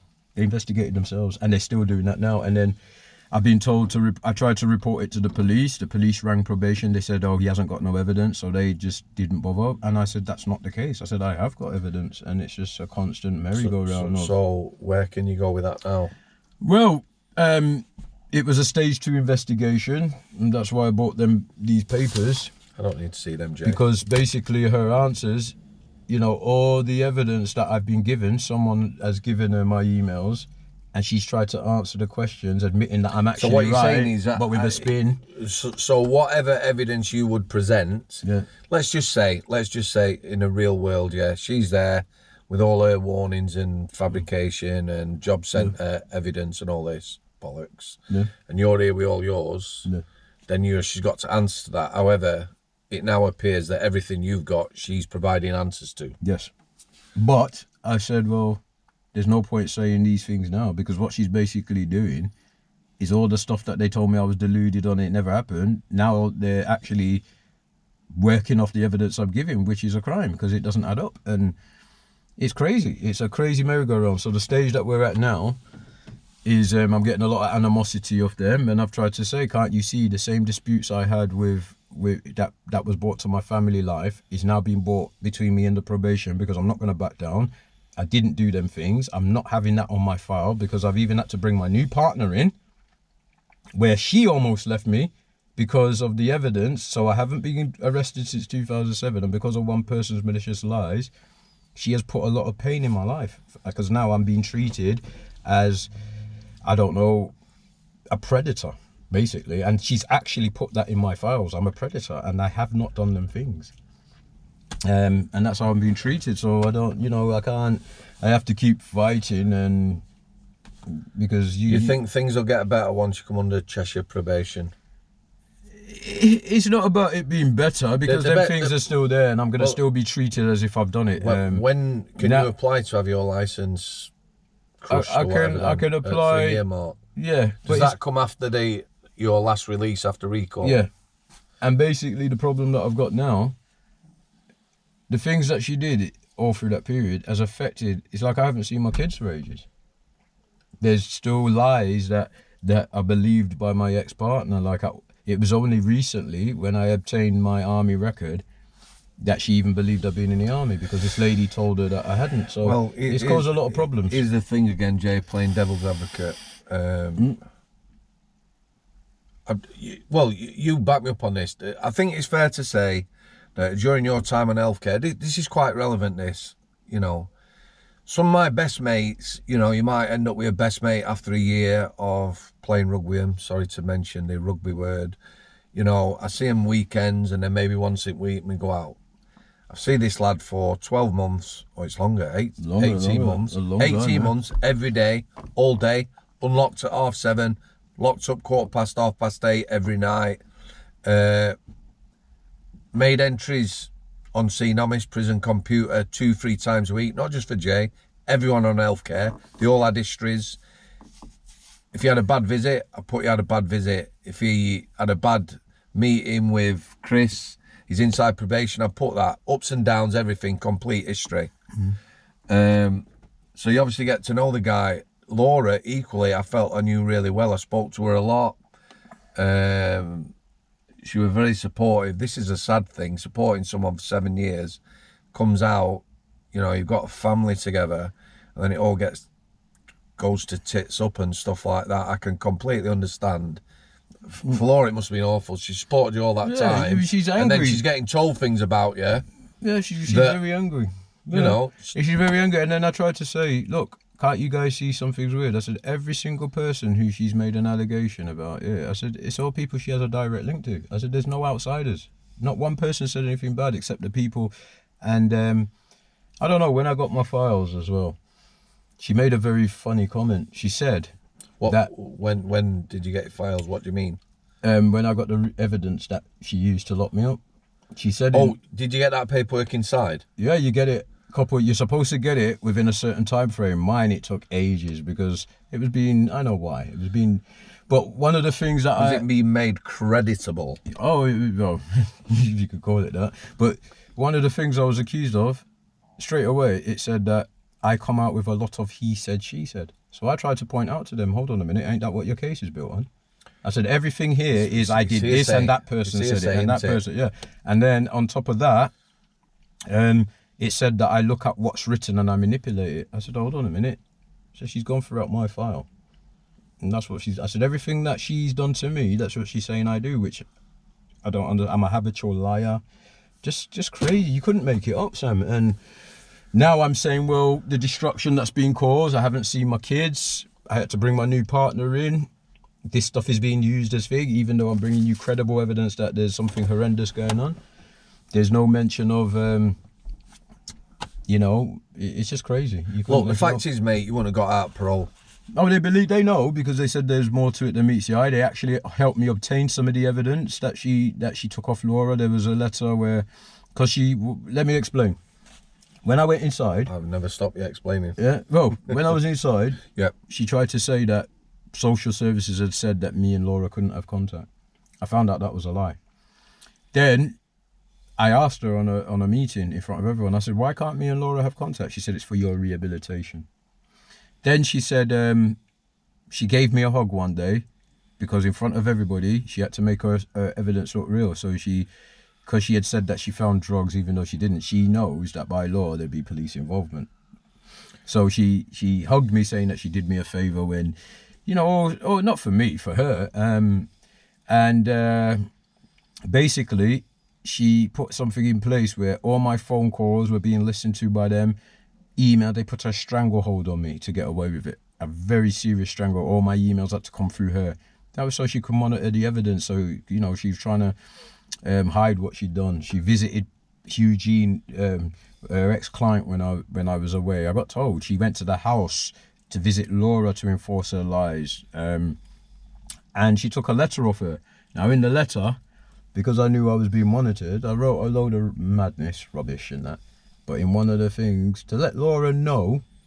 Like Chinese whispers? Yeah, I just put down, I'm sick of all the lies. She saw that sentence and she took that letter. She had no reason to take that letter. She actually took it off Laura saying that I've written the letter to manipulate her. And she took that. She told Laura that where I'm concerned, She's got a file that she shows everybody and a file she doesn't show everyone. Whatever that means. Laura told me what she said. I asked the judge behind probation's back, because my legal team tried to obtain that statement, because I accused her of being, and she knew I knew, and she hid it. She would not give it to anybody, but that was what was used to lock me up. So we went behind her back. They didn't know it at the time. It was me who asked for the parole board to get all that evidence. Who investigates probation? They investigate themselves. And that's another thing. I've been reading very interesting stories. The counter-corruption unit, who I've been feeding this information to since 2019. When I came out... Counter-corruption unit for probation? Oh yeah, they were set up in 2019 to catch prison staff and probation staff. Prison staff and probation staff? Yes. Now,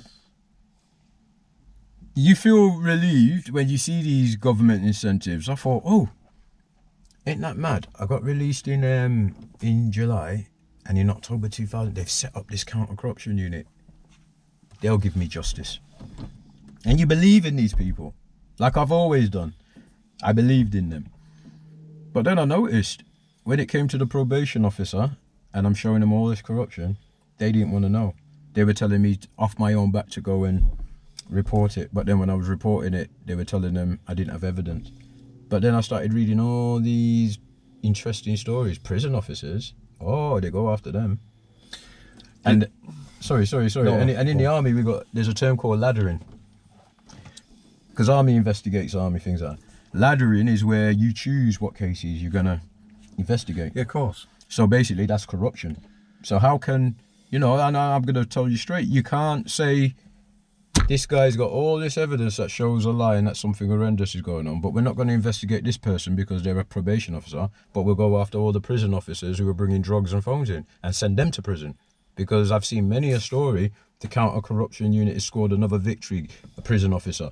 The police and the counter-corruption unit scored another victory, police officer. But probation officers, it just seems a bit strange. I would think your case is going to be very hard to prove, because if she's like fabricated evidence, made up evidence, in a way, there's no counter evidence, is there? Yeah, other than. Well, But do you know what I'm saying? If, for instance, let's take your job centre bit. If at the job centre there's a picture of you going in, dated and time, for your appointment and leaving, that's when you attacked Laura and did everything. It's there in black and white, But here's the thing. The evidence that I brought, the alibi is my police. Because when she accused me of it, I was actually at the police station at the time. And also, they went round to speak to Laura about keeping my money. So they know that Laura wasn't with me. And that's from the police. So everything, my documents, I've actually shown them where she's committed offences. I've shown them where none of this stuff was in my file before. I've shown them documents of, here's the before, here's the afters. She's even gone right back and made out that time I spent with you guys in prison, I was in drug debts and I was in trouble all the time. And that's where I'm saying, how can you guys not see that's not true? Because it's not true. I was enhanced all the way through my sentence. So, for you putting this to bed, or to try and put it to bed where you are now, you've got to try and, Yeah, you have to try to move on. You've got a new life now, haven't you? You have. You can't let it weigh you down. I don't let it weigh me down, but when they do stupid things like call me in with my new partner and try and put that stuff onto her, because I almost lost my new relationship. And that's the problem I've got. This stuff is following me around. This malicious stuff that happened is, the hate, because, and I don't mean this the wrong way, but I ended up sitting at a table and every single person in a position of power over my life was a woman. And when they're reading I'm a stalker, I'm a predator, I threatened to hurt my children, they believe that stuff. And here's the other thing. I've never experienced that in my life. In life, people, are judgmental. Good set of subscribers, pretty balanced. Yeah. For me, here's the thing, 4J, and then I'll let him have the final word. For me, right, he had a strong relationship, a family that supported him through what can be stressful, any prison sentence can be stressful families, I.P.P. sentence, good strong relationship, full support, gets out, that relationship's gone tits up, that'd leave anyone bitter. He also went back into prison for 12 months, I was almost killed. Again, Yeah. you know, that's going to leave people bitter. I'll tell you another thing, Sam. I ended up in an alleyway with information that come out of my file with a gun put to my head. So Wow. it kind of did leave me a bit, it was hard, man. It was hard. And then when you're showing lie after lie, bringing proof, and it just doesn't give you closure because you feel like you're living a lie. Even though, and don't get me wrong, I don't want anyone to think I am a bit bitter, especially when I see that my kids haven't had me in their lives, when I see the destruction caused, how it must be for Laura. You know, bringing Maria into that office where she, I almost lost it, because when you got probation officers making out whatever, it's hard to live like that. Well, people see people as authority, don't they? If somebody told you something, you'd take it as... Exactly. But I don't let it... Don't get me wrong, I have my odd moments, but I'm blessed. I've got a baby on the way. I've got a missus, and she knows. I've shown her. She believes me. She's seen it. I've got friends who know. Do you know what I mean? And, I've got friends that, when it is bringing me down, they speak to me. And I don't know. I kind of look at it like she's the one that needs that help. But you know what? The only thing that bothers me about this whole thing, what if it happens again, mate? What if... Well, not so much to me, but what if... what if the next guy, because I come close to suicide when that was happening, what if the next guy does commit suicide because of that? I mean, how, and then it puts that fear. Bless him. You get that scared fear. Bless him, right. Someone might do it again. I have been talking to some probation officers who obviously do a good job, and when they hear things like it upsets them, yeah. There's lovely people, lovely probation officers out there. It upsets them, but, there is some, I don't know, for want of a better word. Yeah, it's figgy. But say that, moving on, the reason why I felt that, it needed to be said is I'm hoping by doing this interview and, by the good work that you do, I'm hoping that the powers that be, they need to change things, you know what I mean? You can't have that. You need to change the remit and the rules, don't they? You have to, because you're going to always have bad people. And you know what? That situation I went through, I'd rather 10 men hold me down and stab me a couple of times in my legs. That heals. That was psychological, emotional. I physically almost got harmed. I was put in jail. By the time I went to prison, I was a 10-stone mess. I looked about 60. I wanted to kill myself. And the only reason why I'm here today, is because I prayed on it. I prayed on it, and honestly, the answer I got back was, the truth shall set you free. I didn't even mention it on the parole and they released me. So that showed me the people that matter, the parole board, they know that I didn't do it, else they would never have released me the way they did. On a final note, Charlie Bronson, formerly now Charles Salvador, winning a landmark case. I didn't even know this. Against the parole board. Yeah, I was informed this. Against the parole board, whereby his case possibly is going to be in front of a judge with the press, and parole boards hopefully no longer are going to be behind closed doors. What do you think to that? I think that's a good idea. Yeah, I think it's good, because the taxpayer pays for all this stuff. They pay for probation, they pay for everything, and they have a right to know. That's why, I think it should be more transparent, because I do think that there's a lot of things that go on in the criminal justice system that don't make sense. It just does not make sense. You know what I mean? And even though I've got in trouble, I want to wake up every morning and have faith. Even me.